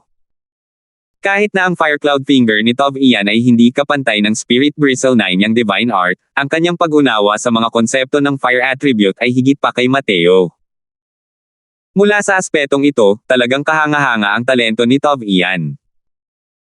At sa ilalim ng pressure mula kay Tov Ian, nakalikha si Mateo ng kahit anong resonansya gamit ang Fire Cloud Finger ni Tov Ian. Ito mismo ang uri ng resonansya na nagpalalim sa pag-unawa ni Mateo sa tunay na layunin ng transmission. Ang Essence Energy Ignition, ang auxiliary martial technique na ito ay agad na nakalusot sa bottleneck nito at nakamit ang Great Circle Realm. Nang umabot ang Essence Energy Ignition sa Great Circle Rank, ang Essence Energy na sinunog ng Essence Energy Ignition ay naging napakaliit, ngunit ang kapangyarihan ay tumaas ng husto. Ito rin ang dahilan kung bakit parang naging ibang tao si Mateo. Ang bilis ng kanyang paggalaw ay naging napakabilis. Buong buhay ni Mateo ay malapit na nakasalamuha ang apoy at napakasensitibo niya sa apoy mula pa sa simula. Kulang lang talaga siya sa pagkakataon. Ngayong bumukas na ang gate na ito, si Mateo ay magiging ganap na hindi mapipigilan. Kasalukuyang nasa matinding pananabik din si Mateo. Ang pagkakaroon ni Tov Ian na nagsanay ng mga Fire Attribute Martial Techniques ang pinaka-ideal na kalaban para kay Mateo. Kailangan niya ang tulong ni Tov Ian para maunawaan ang tunay na layuning ito sa isang iglap. Haha, mahusay. Ngayon lang sa labanang ito, nakakuha rin ako ng ilang panalo at hahanapin na sana kita para subukan ang mga ito. Biglang natatawang sabi ni Tov Ian. Nagliwanag ang mga mata ni Mateo, at halatang nagulat siya. Hindi niya mapigil ang magtanong, kung gayon, itutuloy na ba natin? Tumanggaw si Tov Ian ngunit sinabing, sandali lang. Nang matapos siyang magsalita, dahan-daang naglakad si Tov Ian patungo sa espadang itinapon niya kanina. Anong ginagawa ni Senior Apprentice Brother Tov Ian? Bakit siya pumunta rito para kunin ang espada? Wala naman siyang planong ipagpatuloy ang pakikipagkompetensya kay Mateo sa espada, di ba? Nagbibiro ka ba? Ginamit pa nga ni Senior Apprentice Brother Tov Ian ang Luminous Moon High Above ngayon lang at wala itong silbi laban kay Mateo. Hindi ba't pakikipagkompetensya gamit ang mga espada kay Mateo ay parang isang brutal na pambubugbog? Sa gitna ng mga mata ng lahat na natigilan, pinulot ni Tov Ian ang espada sa lupa at marahang inihampas. Humarap siya kay Mateo at sinabing, ituloy na natin. Habang hawak ang espada, nagbago ang buong aura ni Tov Ian. Malinaw na naramdaman ni Mateo na ang kasalukuyang Tov Ian ay ibang-iba na sa Tov Ian na humahawak ng espada sa simula pa lang. Nang pinakawalan ni Tov Ian ang Luminous Moon High Above bilang kanyang unang galaw, wala siyang kahit kaunting kumpiyansa noon. Ngunit ngayon, nararamdaman na ni Mateo ang malakas na kumpiyansa ni Tov Ian. Maaari ba itong bahagyang kumunot ang noo ni Mateo habang nakangiting sinasabi, binabati kita, Senior Apprentice Brother Tov Ian. Mukhang natagpuan mo na talaga ang sarili mong landas. Nagsasaya rin si Tov Ian sa kasalukuyan. Ngumiti siya at sinabing, kailangan ko pa ring pasalamatan si Junior Apprentice Brother Crosswell. Kung wala ka, baka hindi ako makaahon sa hakbang na ito. Para maipahayag ang aking pasasalamat. Ako mismo ang matatalo mo. Haha, tere na. Sabi ni Mateo. Hindi na muling ginamit ni Tov Ian ang Luminous Moon High Above. Isa lamang itong diretsyong saksak ng walang anumang pagpapasikat. Pero nakaramdam si Mateo ng napakalakas na presyon mula sa harap ng simpleng saksak na ito. Sa suntok na ito, ang espada ni Tov Ian ay talagang nababalutan ng bakas ng pulang ilaw. Nang makita ni Jack ang eksenang ito, nanikip ang kanyang mga mata. Pangunahing anyo ng tunay na layunin. Si Tov Ian, siya. Naunawaan ang pangunahing anyo ng isang tunay na layunin. Medyo nababalisa rin si Quinley ngayon. Ilang taon na ba ang nakalipas? Ilang taon na ba ang nakalipas mula nang lumitaw ang isang makapangyarihang tao na may tunay na intensyon sa ating Tranquil Cloud Sect? Mukhang pinoprotektahan talaga ng langit ang aking Tranquil Cloud Sect. Una, nariyan si Mateo. Ngayon, nariyan si Tov Ian. May pag-asa para sa muling pagkabuhay ng aking Tranquil Cloud Sect. Hindi pa rin nila alam sa kasalukuyan na ang Terry na pumasok sa sekta kasama si Mateo ay nauunawaan din ang pangunahing anyo ng isang tunay na intensyon. Medyo hindi mapakali si Quinley sa ngayon. Nang malaman niyang naunawaan na ni Mateo ang tunay na layunin, kahit masaya siya, hindi na siya kasing balisa ngayon. Dahil alam niyang ang kapangahasan ni Mateo ay lumampas na sa hangganan ng Tranquil Cloud Sect. Tiyak na hindi siya mananatili ng kontento sa Tranquil Cloud Sect sa hinaharap. Darating ang araw na aalis si Mateo sa Tranquil Cloud Sect. At maaaring hindi na malayo ang araw na ito. Masyadong mabilis ang paglaki ni Mateo, napakabilis kaya hindi na makasabay ang buong Tranquil Cloud Sect sa kanyang mga yapek. Pero iba ang kahalagahan ng pag-unawa ni Tov Ian sa pangunahing anyo ng tunay na layunin. Si Tov Ian ay apo ni Grand Elder Sky Maple. Siya ay ipinanganak sa Tranquil Cloud Sect at lumaki sa Tranquil Cloud Sect. Ang kanyang pinagmulan ay nakasalalay sa Tranquil Cloud Sect. Hanggat si Tov Ian ay naghinog, tiyak na pamumunuan niya ang Tranquil Cloud Sect tungo sa kapangyarihan. Bukod pa rito, naiiba kay Mateo, mahaba pa rin ang landas ni Tov Ian tungo sa pagtanda. Naunawaan niya ang pangunahing anyo ng tunay na layunin. Mayroon pa rin kahit 1 hanggang 200 taon para maging isang nangungunang makapangyarihang nilalang sa walang hanggang mundo. 277. Dahil sa pagkawala ng mga pamamaraan ng cultivation, nahirapan ang mga miyembro ng Tranquil Cloud Sect na makalusot man lang sa Soul Sea Realm. Patuloy pa ring lumala ang kanilang sitwasyon nitong mga nakaraang taon. Kung maaasahan ni Tov Ian ang tunay na intensyon na maabot ang Soul Sea Realm at maging ang mas matataas na realm, magiging napakalaki ng kahalagahan nito para sa Tranquil Cloud Sect. Biglang nabaling ang tingin ni Quinley kay Mateo, at bumauntong hininga siya ng may pagtataka. Jack, napansin mo ba na simula nang pumasok si Mateo sa sekta, maraming pagbabago ang tahimik na nangyayari sa sekta? Natigilan si Jack at hindi niya maiwasang maalala ang mga pangyayaring nangyari sa paligid ni Mateo sa panahong ito. Totoo. Kung hindi sinabi ng Sect Master, hindi ko naiisipin yan. Nang pumasok si Marshal Uncle Sky Maple sa isang pribadong lugar, ang mga problemang bumabagabag sa iba't ibang elder ng Peel Hall ay isa-isang nalutas, at ngayon, naunawaan na ni Tov Ian ang pangunahing anyo ng isang tunay na intensyon. Kung iisipin, mahigit isang buwan pa lang ang nakalipas simula nang pumasok si Mateo sa sekta, napakaraming pagbabago ang nangyari sa sekta. Detalyadong isinalaysay ni Jack ang mga pagbabagong idinulot ni Mateo sa sekta at hindi niya napigil ang magulat. Tumanggaw si Quinley at sinabing, hindi na mailalarawan ng may katalinuhan ang isang taong tulad ni Mateo. Isa siyang taong may magandang kapalaran. Ang mga taong nakapaligid sa kanya ay maaaring makakuha ng napakalaking benepisyo. Ang kanyang Panginoon ay tiyak na isang kahangahangang figure na magbibigay din ng pambihirang karelagan kapag pumasok siya sa Divine Realm sa hinaharap. At para sa aking Tranquil Cloud Sect na matanggap si Mateo ay isang mahalagang punto rin upang baguhin ang kapalaran ng sekta. Jack, ikaw ang may pinakamalaking kontribusyon upang madala si Mateo sa sekta.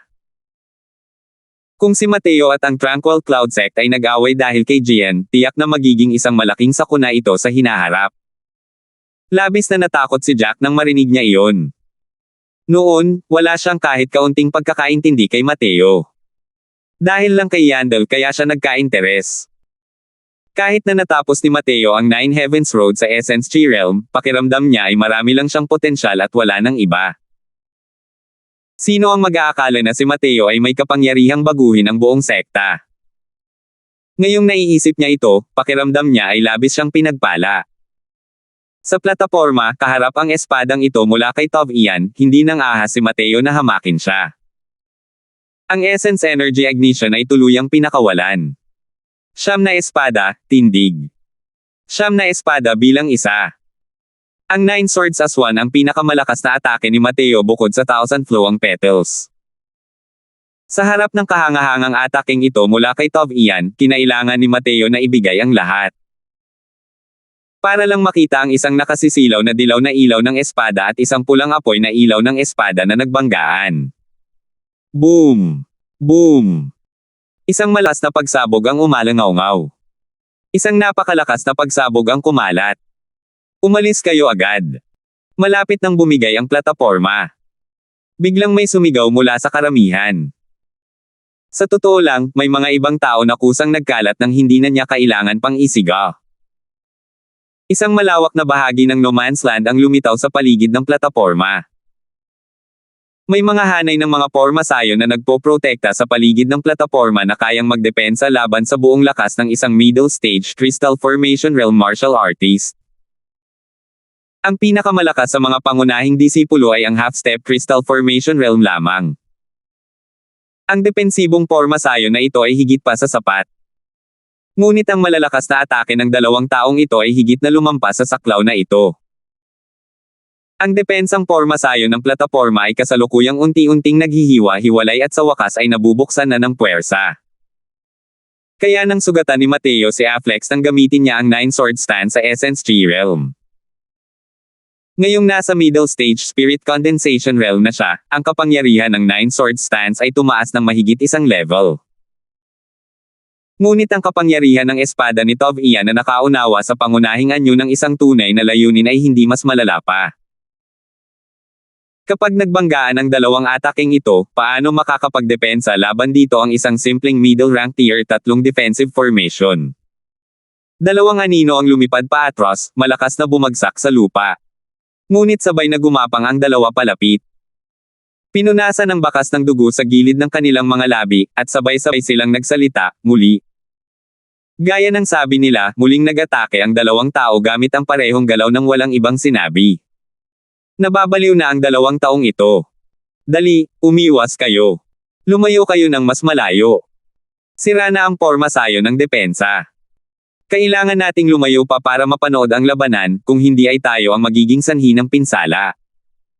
Agad na nagkaroon ng ingay sa karamihan, ngunit sina Mateo at Tov Ian ay nakatayo roon na parang walang tao sa paligid. Kakaalis lang ng lahat sa malayo nang muling magsalpukan ang 2 atake. Hindi na gumagamit ng anumang magarbong martial techniques ang 2 tao ngayon. Puro kompetisyon lang ito ng sword intent, ang pag-aaway ng lakas sa isang barbarong paraan. Ang intensyong gumamit ng espada na naunawaan ni Tov Ian ay natural na hindi kasing lalim ng kay Mateo, ngunit ang kanyang cultivation realm ay mas mataas kaysa kay Mateo. Dahil sa pagtutulungan, ang lakas ng mga galaw ng espada ng 2 tao ay talagang magkapareho. Isa na namang dagandong, isang pagsabog na naman ang umalangaw-ngaw. Kahit na nakalayo na ang lahat, naramdaman pa rin nila ang malakas na puwersang bumubuga sa kanilang harapan. Muling lumipad pa atras ang 2 tao at muling sabay na gumapang pataas. Hahaha. Nakakapagpasigla. Muli. Matapang na sabi ni Tov Ian. Sasamahan kita hanggang dulo. Nakatagpo si Mateo ng isang mahirap kalaban na kapantay niya. Ang labanang ito ay naganap din ng buong puso. Higit sa lahat, nasubukan na ni Mateo ang Essence Energy Ignition hanggang sa limitasyon. Pakiramdam niya ay malapit na niyang maunawaan ang tunay na layunin ng transmission. Walang dadang ang labanan ang pinamahusay na paraan upang maunawaan ang tunay na layunin. Boom! Boom! Boom! Boom! Sa bawat pagbangga nila, ang 2 tao ay napapabagsak ng napakalayo, ngunit agad silang gumapang palapit ng may pagmamatigas at muling nagharap. Nababaliw na ba ang 2 to? Ubos na ang tangke nila, tapos nag-aaway pa sila. Oo. Ang lakas ng half-step crystal formation realm ni Senior Apprentice Brother Tov Ian ay halos wala nang natitirang essence energy sa ngayon. Hindi ko talaga alam kung hanggang ngayon pa kaya si Mateo. Ang mas nakakabaliw pa ay lumaban na sila ng ganito kalakas at ang kanilang mga atake ay napakalakas pa rin. Ang mga pagsabog na nalilikha mula sa bawat sagupaan ay hindi gaanong mas kaunti kaysa sa mga nakaraang sagupaan. Paano nila ito nagagawa? 2 malademonyo na nilalang. Talagang hindi sila kayang sukatin gamit ang sentido komon. Ang sagupaan ng 2 tao ay ikinagulat ng lahat hanggang sa sila ay nakanganga ng mariin. Ang ganitong antas ng malaking labanan ay bihirang makita sa sekta. Kahit ang isang paghaharap sa pagitan ng 2 martial artist ng Crystal Formation Realm ay hindi magiging ganito kabanggas. Kayang-kaya ni Tov Ian na manatili hanggang ngayon sa pamamagitan lamang ng pag-asa sa kanyang napakalawak na enerhiya ng asensya. Pero ang inaasahan ni Mateo hanggang ngayon ay ang kanyang pag-unawa sa tunay na layunin. Huwag mong tingnan kung paano halos hindi bumaba ang kanyang attack power, ang kanyang essence energy consumption ay lalong lumiit. Kaunting pahiwatig na lang at maiintindihan na niya ang ibang uri ng tunay na intensyon.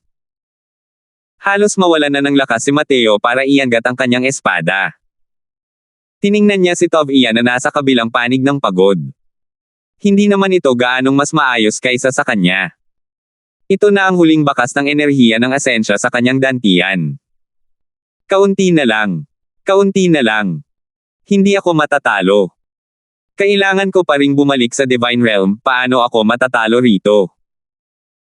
Nagngingit-ngit si Mateo at piniga ang huling bakas ng enerhiya ng asensya. Pag-aapoy ng enerhiya ng asensya. Hayaang kumulo ito. Ang huling kaunting enerhiya ng asensya ay nagsimulang tumaas na parang kumukulong tubig. Sa pagkakataong ito, hindi nakaramdam si Mateo ng anumang pagtigil habang umiikot ang enerhiya ng asensya. Ang enerhiyang asensya na nasunog ay napalitan ng isang bulk zone ng purong layunin sa espada, papasok sa mga meridian mula sa dantian, pagkatapos ay mula sa mga meridian patungo sa Kanghua Sword. Sa sandaling ito, nakaramdam si Mateo ng kakaibang lakas. Noon, kapag ginagamit ang Essence Energy Ignition na ito, palaging may kaunting pagbawas sa enerhiya ng asensya na mawawala. Ang hinahangad ni Mateo sa lahat ng oras na ito ay ang baguhin ang ganitong uri ng enerhiya ng asensya, panatilihin itong 100%, at ilabas ito gamit ang Kanghua Sword. Pero paano magiging madali ang paggawa nito ng 100%? Sa tuwing nakikipaglaban siya kay Tove Ian, lagi nang iniisip ni Mateo kung paano niya mababawasan ang ganitong klase ng pagkapagod. Ngayon, sa wakas nagawa niya rin. Siyam na espada, tindig. Habulin mo ako. Siyam na guhit ng liwanag ng espada ang pinagsama sa isa. Ang mga nagniningning na liwanag ng espada ay bumulag sa mga mata ng lahat. 278. Nang makita niya ang huling pag-ataking ito mula kay Mateo, isang pakiramdam ng kawalan ng kakayahang magtagumpay gamit ang puwersa ang bumalot sa puso ni Tove Ian. Plano ni Tove Ian na gamitin ang huling enerhiya ng asensya para ipagpatuloy ang pakikipaglaban kay Mateo. Ngunit nang makita niya ang galaw na ito, agad siyang umatras.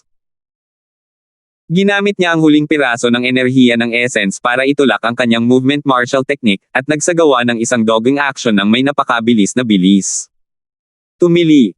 Napakabilis ng liwanag ng espada. Sandali lang ang naging desisyon ni Tove Ian. Pagkaalis ng katawan ni Tove Ian sa orihinal na lugar, ang liwanag ng espada ay dumaan sa kanyang tainga at nag-iwan ng isang hibla ng buhok. Isang segundong mas mabagal at ang henyong ito nakakaunawa pa lang sa pangunahing anyo ng isang tunay na intensyon ay malamang nahiwalay na ang ulo sa katawan. Mabagal lang ang pag-uusap tungkol dito, ngunit lahat ng ito ay nangyari sa isang iglap. Nang sandaling iyon kanina, lahat ay nanigas ang balahibo at nakaramdam ng lamig sa kanilang mga likod. Maraming tao ang nagkayem ng kanilang mga kamao, at maging ang kanilang paghinga ay naging magulo. Napakalakas ng espadang ito. Tiyak na kamatayan kung sapilitang tatanggapin ito ng diretso. Nang makita nilang naiwasan ni Tove Ian ang espadang ito, nakahinga ng maluwag ang lahat. Nakahinga rin ng maluwag si Tove Ian. Ngunit nang tumugon siya rito, natuklasan niyang basang-basa na ang kanyang likod. Mabuti na lang at malinaw ang kanyang isipan kanina. Kung malakas niyang tinanggap ang suntok na ito, malubha siyang masasaktan o kaya'y mamamatay. Ngunit nang hamupa na ang sakit, natuklasan ni Tove Ian na wala na siyang lakas para iangat ang kanyang mga braso. Inilapag niya ang kanyang puwitan sa lupa at walang tigil na huminga ng malalim. Hu! Hu! Nanalo ka, Mateo. Mahinang sabi ni Tove Ian. Kasalukuyang namumugto ang kanyang noo dahil sa pawis at ang kanyang ulo ay nakasandal sa hawakan ng espada, hindi makatingala.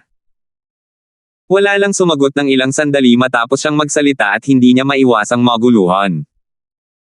Pinipilit niyang iangat ang kanyang ulo, at natuklasan niyang nakaupo si Mateo nang nakakross ang mga paa. Pumasok na pala siya sa isang estado ng pagmumuni-muni. May iba pa bang naunawaan ang lalaking ito? Mas malala pa ang kalagayan ni Mateo kanina kaysa sa kanya, pero pinakawalan niya ang hindi maarak na espada para lang sa ganitong pag-unawa. Sa sandaling ito, ang kaunting tuwa ni Tove Ian sa pag-unawa sa pangunahing anyo ng isang tunay na layunin ay nawala na. Sa harap ng paningin ni Mateo, kusang loob niyang inamin ang pagkatalo. Sa pamamagitan pa lang ng pagtingin sa kapangyarihan ng huling espadang iyon, alam na niyang may kakaiba at kakaibang naunawaan si Mateo. Sa sandaling iyon, isang malakas na tunog ang nagmula sa likuran ni Tove Ian. Lumingon ang lahat ngunit nagulat sila hanggang sa nakanganga na ang mga bibig nila. Ang mabatong nakausling bahagi ng Victory Peak na hindi kalayuan sa Tove Ian ay walang kapantay ang tibay. Sa kasalukuyan, isang malaking tipak ng bato ang dahan-daang dumulas pababa. Chi! Boom! Boom! Ang napakalaking bante ng batong iyon ay tuluyang humiwalay mula sa Victory Peak at nahulog sa 100,000 talampakang bangin sa likod ng tuktok. Matapos tanggalin, isang kalbong bahagi ang naiwan sa pangunahing katawan. Ang hiwa ay napakakinis. Ito ba ay naiwan ng espada ni Mateo kanina? Ang espada ni Mateo ngayon lang talaga ang humiwa sa malaking batong ito. Ang piraso ng batong nahulog ngayon lang ay malamang na ilang libong libra ang bigat. Imposible, kahit para sa karaniwang eksperto sa Crystal Formation Realm, na mahiwa ito sa isang iglap lang, di ba? Akala ko nilamon na ng bundok ang hiwa na pinakawalan ni Mateo kanina. Sino ang mag-aakala na nag-iwan pala ito ng isang banal na bakas? Ang mabundok na katawan na naahit ang isang malaking bahagi ay lalong nagmumukhang kapansin-pansin ngayon. Nakatitig si Tov Ian sa pantay na hiwa na iyon at hindi sinasadyang nanginig ang kanyang anit. Kung siya ay padalos-dalos ngayon at sumalungat sa galaw ni Mateo, nakatayo pa rin kaya siya rito ng maayos ngayon. Habang iniisip ang lugar na iyon, muling bumalot sa likod ni Tov Ian ang malamig na pawis na kanina lang ay tumigil. Hindi lang si Tov Ian, sina Quinley at Jack ay natigilan din ng matagal nang makita ang eksenang ito. Nang makabawi sila, walang humpay silang nanginig pagkatapos ng pangyayari. Kung hindi umiwas si Tov Ian sa atakeng yon sa huling sandali ngayon lang, ano kaya ang magiging resulta? Pinag-isipan ito ni Quinley. Malamang, ang pinakamagandang resulta ay ang malubhang pinsala o pagkalumpo. Bukod pa rito, napakaliit ng posibilidad na mangyari ang ganitong resulta. Ang pinakamalaking posibilidad ay ang pagbagsak ni Tov Ian at pagkamatay. Sa ganoong paraan, talagang matutuwa sila ng napakaaga. Bukod pa rito, ang mga problema pagkatapos ng insidente ay sapat na para magbigay sa kanila ng sakit ng ulo sa mahabang panahon. Muling makakabangon si Mateo. Si Quinley ang unang nakabawi. Tiningnan niya si Mateo na nakaupo nang nakakross ang mga paa sa malayo at sinabing. Maliban na lang, hindi niya napansin na may bahid ng panginginig ang boses niya kapag nagsasalita. Nang marinig ang sinabi ni Quinley, sa wakas ay napabalik sa dati si Jack. Nagtatakang tanong niya, kaka-rating lang niya sa 4th level spirit condensation realm kamakailan lang. Makakarating na naman ba siya? Malungkot ang mukha ni Quinley habang sinasabi niya, naubos na ang lakas niya kanina, pero nagpakawala siya ng napakalakas na atake. Malinaw na may naintindihan siya sa huling sandali. Bagamat hindi pa matagal na nakakarating si Mateo sa 4th level spirit condensation realm, matibay na ang kanyang kaharian. Walang problema ang muling pagbangon. Bumukas ang bibig ni Jack, ngunit hindi niya alam ang sasabihin. Talagang nalampasan na ng Mateo na ito ang limitasyon ng kanyang imahinasyon. Mayroong ilang daang tao na nanunood ng huling laban na ito. Sa kasalukuyan, lahat ng mata ay nakatuon sa medyo payat na figure na nasa gitna ng sirang plataporma. Sa katunayan, di nagtagal, umugong ang mga unos ng enerhiya ng Asensya sa dating kalmado at payapang Victory Peak. Bagong enerhiya ng Asensya. Mateo, siya. Ay! Nakalusot. Lumalabas na napakadali pala ng pagtagos sa mga kaharian. Nabalitaan ko na noong bagong pasok pa lang siya sa nasa 2nd level spirit condensation realm pa lang siya. Gaano nakatagal iyon? Nakakatagos na naman siya. Hindi, sandali. Ang bagyong ito ng enerhiya ng Asensya ay palaki ng palaki. Mukhang hindi lang ito basta-basta makakarating sa 5th level spirit condensation realm. Dati, sabay niyang nalagpasan ang dalawang maliliit na realm, at direktang nakapasok sa middle stage spirit condensation realm. Maaari rin ba siyang sabay na nalagpasan ang dalawang realm ngayon? Dalawang realm. Nagbibiro ka siguro. Tingnan mo ang Essence Energy Tempest na ito. Sapat na ito para makalusot sa 9th level spirit condensation realm, di ba? Ano ba ang gustong gawin ng lalaking ito? Sa bawat pagkakataong makalusot siya, ang mga aktibidad ni Mateo ay mas malakas kumpara sa iba. Dahil ang enerhiya ng Asensya na kailangan para sa kanyang mga tagumpay ay talagang sobra. Ang mga aktibidad na sa tingin ni Mateo ay normal ay tila hindi pangkaraniwang nakakatakot sa paningin ng ibang tao. Ang Essence Energy Storm na kanyang natipon ay sapat na para ikamatay ng isang 4th level spirit condensation realm ng ilang beses.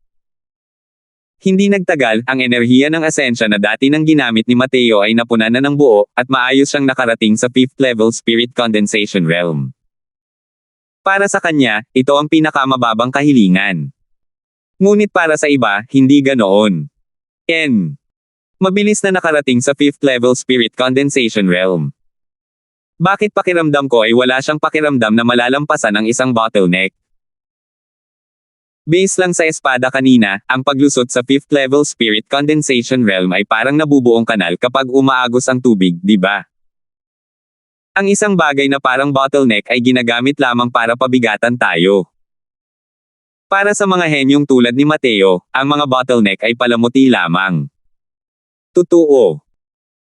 Kalimutan mo na si Mateo, kahit si Senior Apprentice Brother Tov Ian at ang iba pa ay malamang na nakarating na sa Crystal Formation Realm kung hindi lang dahil sa pag-unawa sa mga konsepto, tama ba?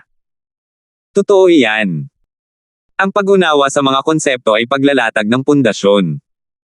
Matapos maintindihan ang mga konsepto, ang pagtawid sa mga realm ay magiging mas madali. Naunawaan na ni Mateo ang tunay na layunin, kaya ang pagtawid sa 5th level Spirit Condensation Realm ay talagang walang gaanong halaga para sa kanya. Sa paningin ng lahat, nagsimulang sumulong si Mateo patungo sa 6th level Spirit Condensation Realm. Pagkatapos ng isang oras, matagumpay na narating ni Mateo ang 6th level Spirit Condensation Realm. Abot din ito sa inaasahan ng lahat.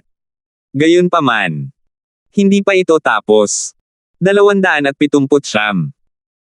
Nauna nang nalampasan ni Mateo ang 3 maliliit na kaharian sa isang paghinga lamang sa Nine Heavens Road. Nang panahong iyon, namangha ang lahat sa Emmy.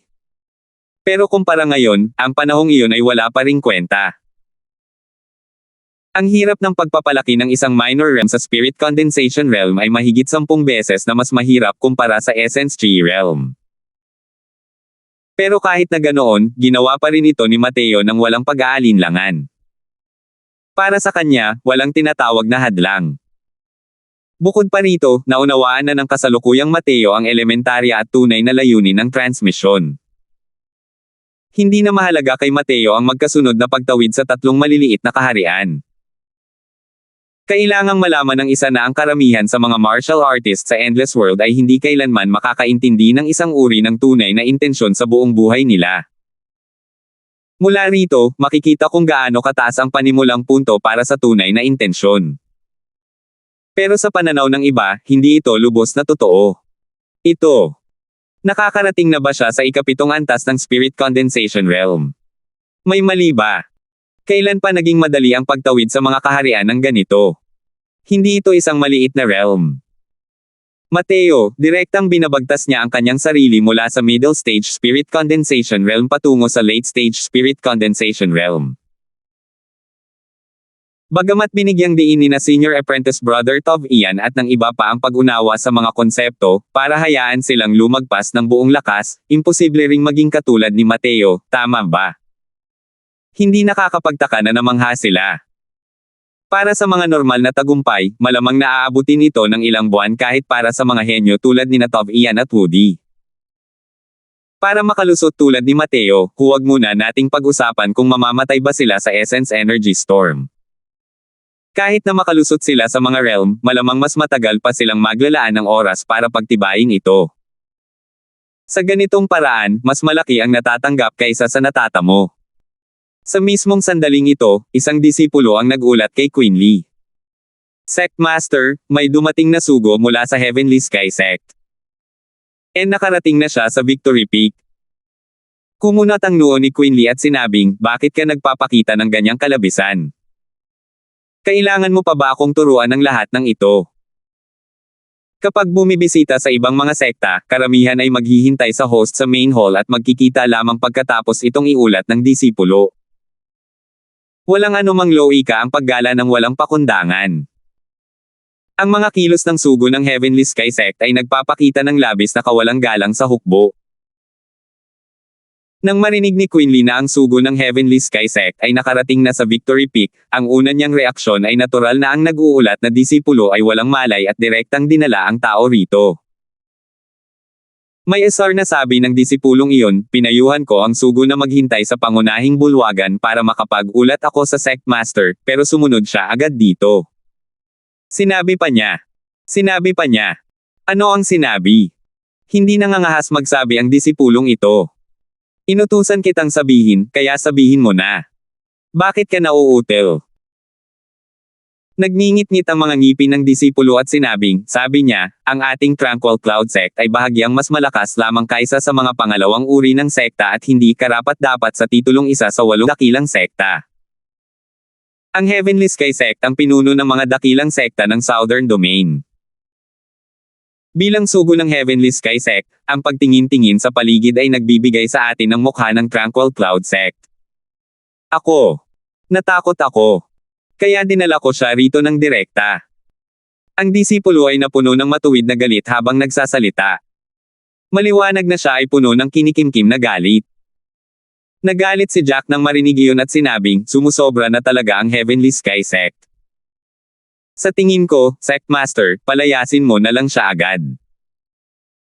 Kung ganito lang ang magiging dahilan para magalit ang ating Tranquil Cloud Sect, mataas ang moralidad natin kahit saan tayo magpunta.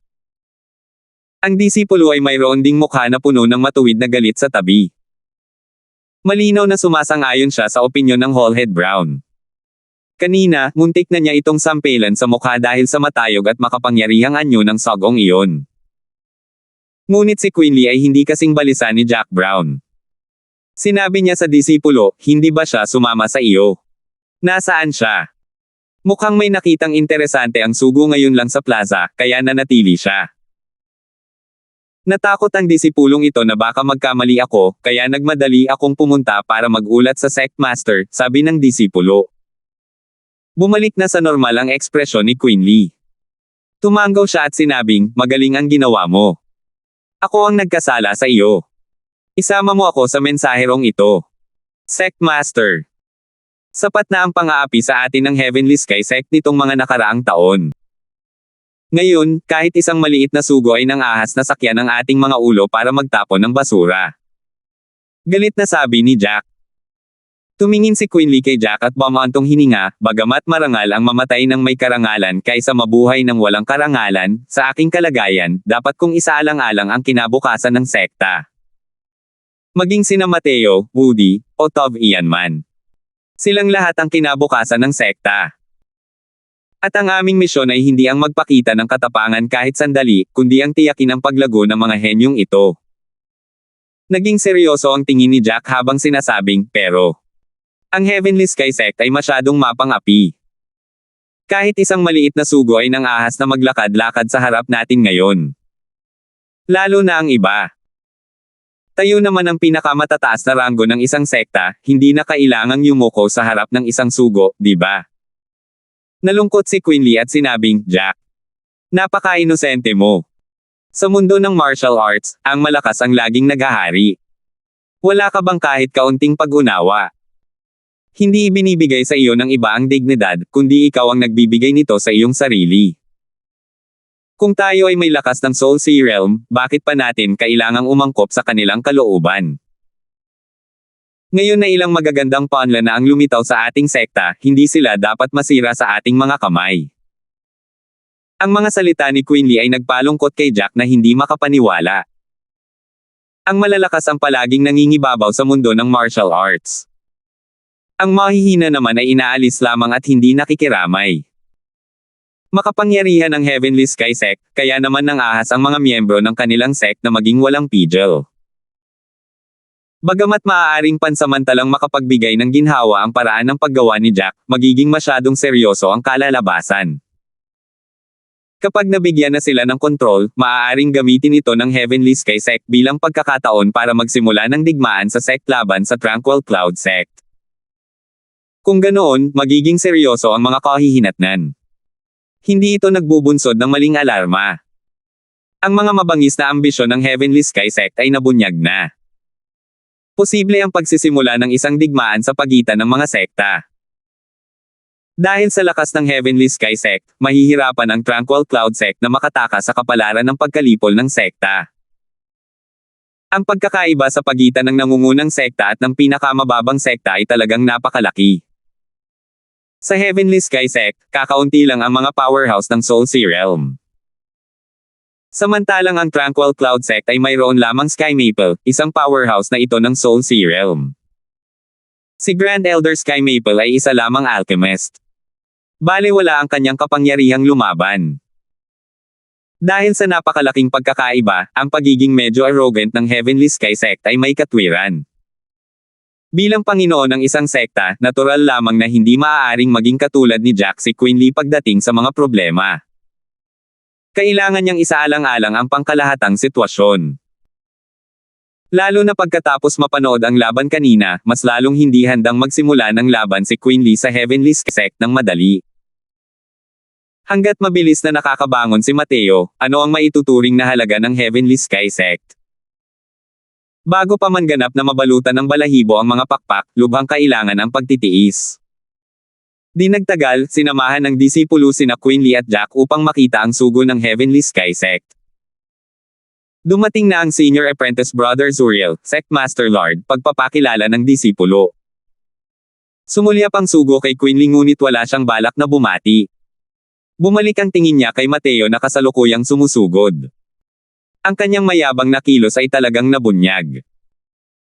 Sect Master Lord, kailangan ba ng napakaraming tao para palibutan at panoorin ang tagumpay ng isang maliit na Spirit Condensation Realm martial artist? Kailan bumagsak sa ganitong sitwasyon ang iyong Tranquil Cloud Sect? Pinagmasdan ng sugo si Mateo na nakaupo ng nakakross ang mga paa, ang kanyang mga salita ay puno ng pangungutya. Ang sugo ay isang binata na nasa edad 18 o 19 ngunit mayroon ng cultivation ng 4th level Crystal Formation Realm. Sa ganitong edad, sa ganitong lakas, na inilagay sa Tranquil Cloud Sect, ito ay talagang katayuan ng isang personal na disipulo.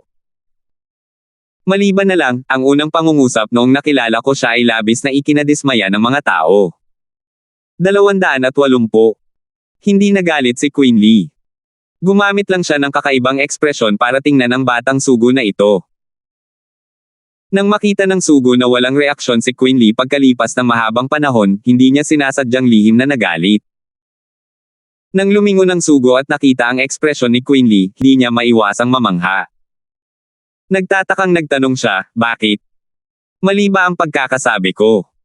May espesyal ba itong kasamahan sa Spirit Condensation Realm? Haha, hindi naman ganoon ka-espesyal. Nakakuha lang siya ng panalo at medyo nakapag-isip ng mabuti noong laban, kaya sinamantala niya ang pagkakataon para makalusot. Kaya naman maraming tao ang nakapalibot at nanonood, nakangiting paliwanag ni Queen Lee.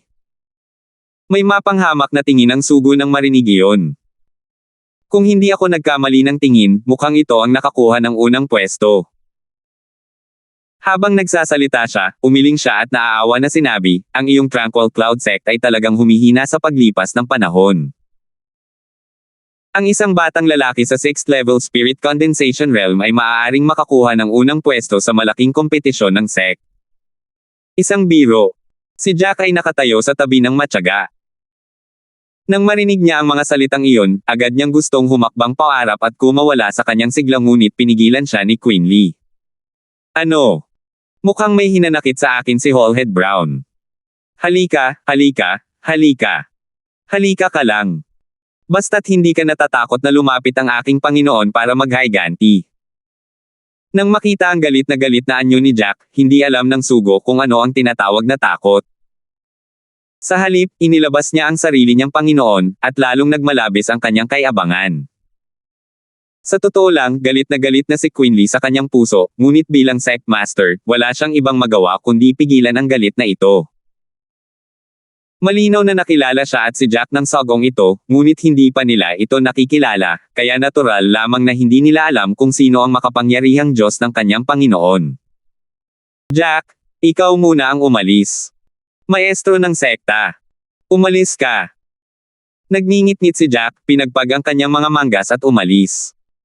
Nang makitang paalis si Jack, lumingon si Queen Lee at nagtanong, ang iyong Panginoon ba? Nang makita ng sugo na hindi man lang nang ahas na umutot si Queen Lee, lalo siyang natuwa ng palihim. Itinaas niya ang ulo niya hanggang sa malapit na itong umabot sa langit. Ang aking Panginoon ay si Morten Chill. Ako ang personal na disipulo ng Panginoon, si Zuriel Lee, sabi ni Zuriel nang may pagmamalaking ngiti.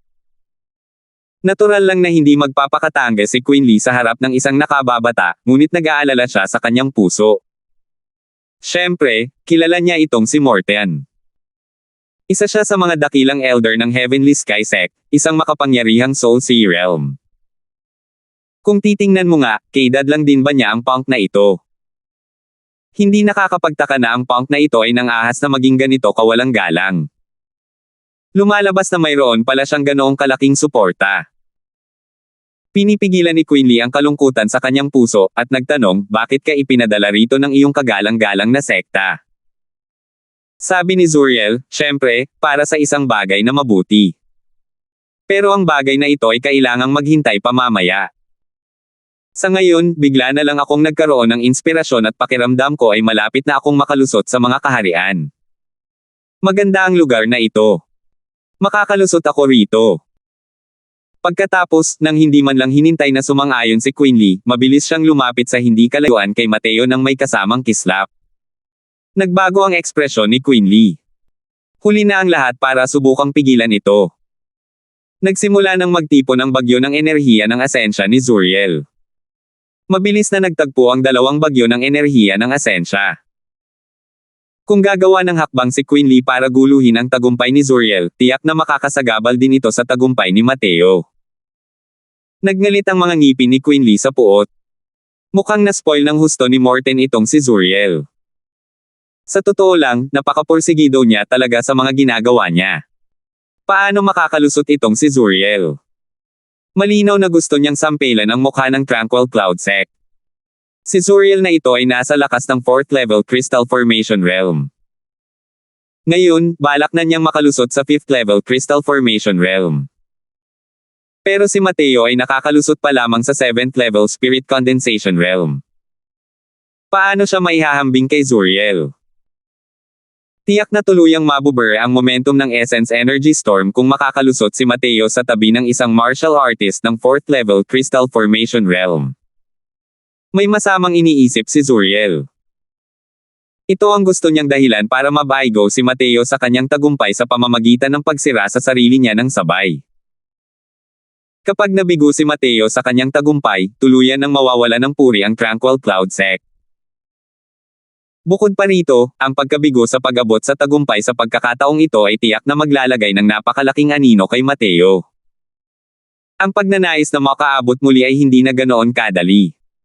Maliwanag na matalinong tao si Zuriel. Bagamat medyo mahina ang pagsasalita ni Quinley kanina, nahulaan din niya na may ilang aspeto si Mateo na higit pa sa iba. Bukod pa rito, para makuha ang numero 1 sa malaking kompetisyon na may lakas na 6th level Spirit Condensation Realm, kulang man ang kahalili ang Tranquil Cloud Sect o walang dod ang may mga biyayang nakapagliligtas kay Mateo. Ang pagwawali sa mukha ng Tranquil Cloud Sect sa publiko at ang pagsira sa henyong disipulo ng Tranquil Cloud Sect at ang pagpapalaganap pa ng katanyagan ng Heavenly Sky Sect. Para talaga itong pagpatay ng 3 ibon gamit ang isang palaso. Nang maisip ni Quinley ang tungkol dito, labis siyang nagalit kaya't naging berde ang kanyang kutis, ngunit wala siyang magawa. Maaaring mayabang si Zuriel, ngunit mayroon din siyang puhunan para maging mayabang. Ang bagyo ng enerhiya ng asensya ay casual na tinipon. Ang hindi nagmamadaling pag-uugali na ito ay sapat na upang ipakita ang kanyang kapangyarihan. Nang makalusot ang mga martial artists sa mga kaharian, sino sa kanila ang hindi gagawa ng sapat na paghahanda? Nagawa ito agad ni Zuriel. Malinaw na puno siya ng kumpiyansa. Ibig sabihin, ang paglusot sa 5th level Crystal Formation Realm ay hindi man lang gaanong mahalaga para kay Zuriel. Sa ganitong katapangan, sa mga nakababatang henerasyon sa Tranquil Cloud Sect, walang katulad nito. Sa wakas ay napabuntong hininga na lang si Quinley. Ngayon, sa ganitong sitwasyon, sarili na lang ang maaasahan ni Mateo. O baka naman, makakagawa si Mateo ng isang himala. Kung ibang tao lang iyon, baka kumilos na talaga si Quinley para pigilan ito. Pero hindi kailanman masusukat si Mateo gamit ang sentido komon. May mga bagay na hindi mangyayari sa iba na naging hindi tiyak kay Mateo. Tutal, wala namang martial artist na nakaunawa sa tunay na layunin sa Southern Domain. Si Mateo lang ang nag-iisang tao. Sa isang iglap, umalangaw-ngaw ang mga bagyo sa buong plaza. Ang dalawang bagyo ng enerhiya ng asensya ay tumaas hanggang sa kalangitan at nagsanib puwersa. Sa simula, ang bagyo ng enerhiya ng asensya ni Mateo ay labis ng pinalala. Ngunit ang bagyo ng enerhiya ng asensya ni Zuriel ay higit pa sa isang antas na mas malakas. Si Zuriel ay isang martial artist sa Crystal Formation Realm. Halatang kakaiba ang ingay noong nakakalusot siya. Dahil may isang lalaking biglang sumulpot para sa isang breakthrough, natural lang na natuwa sila. Sino ang taong ito? Bakit ngayon ko lang narinig na mayroon pala tayong ganitong ka-senior apprentice na kapatid? Ano ba ang gustong gawin ng taong ito? Bakit niya kailangang sumiksik kay Mateo kung gusto niyang makalusot at hindi makahanap ng lugar para pumasok sa isang liblib na lugar? Hindi tama ang sitwasyon. Ang taong ito ay isang martial artist ng Crystal Formation Realm. Ang Essence Energy Tempest na nilikha niya ay napakalakas. Ang mga Essence Energy Storm ay orihinal na ginagamit upang samsamin ang nakapalibot na Essence Energy para sa sariling gamit. Ang Essence Energy Storm na nilikha niya ay nagsisimula ng samsamin ang kay Mateo. Nasa panganib si Mateo. Kung ang kanyang Essence Energy Storm ay maaga, ang kanyang pag-asa na makarating sa 7th level Spirit Condensation Realm ay masisira. Maaaring may panganib pa nga na bumagsak ang Cultivation Realm. Anong klaseng misteryosong tao ito? Napakalakas ng aura. Ang tagumpay ng isang martial artist sa 4th level Crystal Formation Realm ay talagang may napakalaking ingay. Maraming tao ang nagsimulang mag-alala para kay Mateo. Kung ikukumpara sa isang estranghero, natural lamang na umaasa ang lahat na magtagumpay si Mateo. Maliban na lang, naramdaman ng lahat na ang bagyo ng enerhiya ng asensya sa panig ni Mateo ay lalong humihina. Ang tagumpay ni Mateo ay nahulog din sa isang mapanganib na sitwasyon, na parang may mga senyales ng paghinto anumang oras. Kung sina Mateo at Zuriel ay naglaban sa kanilang tunay na layunin, ang mga disipulong ito ng Tranquil Cloud Sect ay tiyak na hindi mag-aalala para sa kanya. Naunawaan na ni Mateo ang tunay na layunin. Kalimutan na nila na si Zuriel ay nasa Crystal Formation Realm lamang, kahit na nasa Sea Transformation Realm siya, o kahit sa Soul Sea Realm, hindi nila inakala na mananalo si Zuriel. Ngunit kasalukuyan silang nakakalusot sa mga Cultivation Realm, sinasamantala ang enerhiya ng asensya. Sa ganitong paraan, hindi magiging kapaki-pakinabang ang tunay na layunin ni Mateo. Sa halip, ang kanyang Cultivation Realm ang naging pinakamalaking disbentahan niya. Paano magiging katapat ng isang martial artist ng Spirit Condensation Realm ang isang Crystal Formation Realm martial artist sa Plundering Essence Energy? Salamat po at sinamahan ninyo ako. Ingat lagi mga master.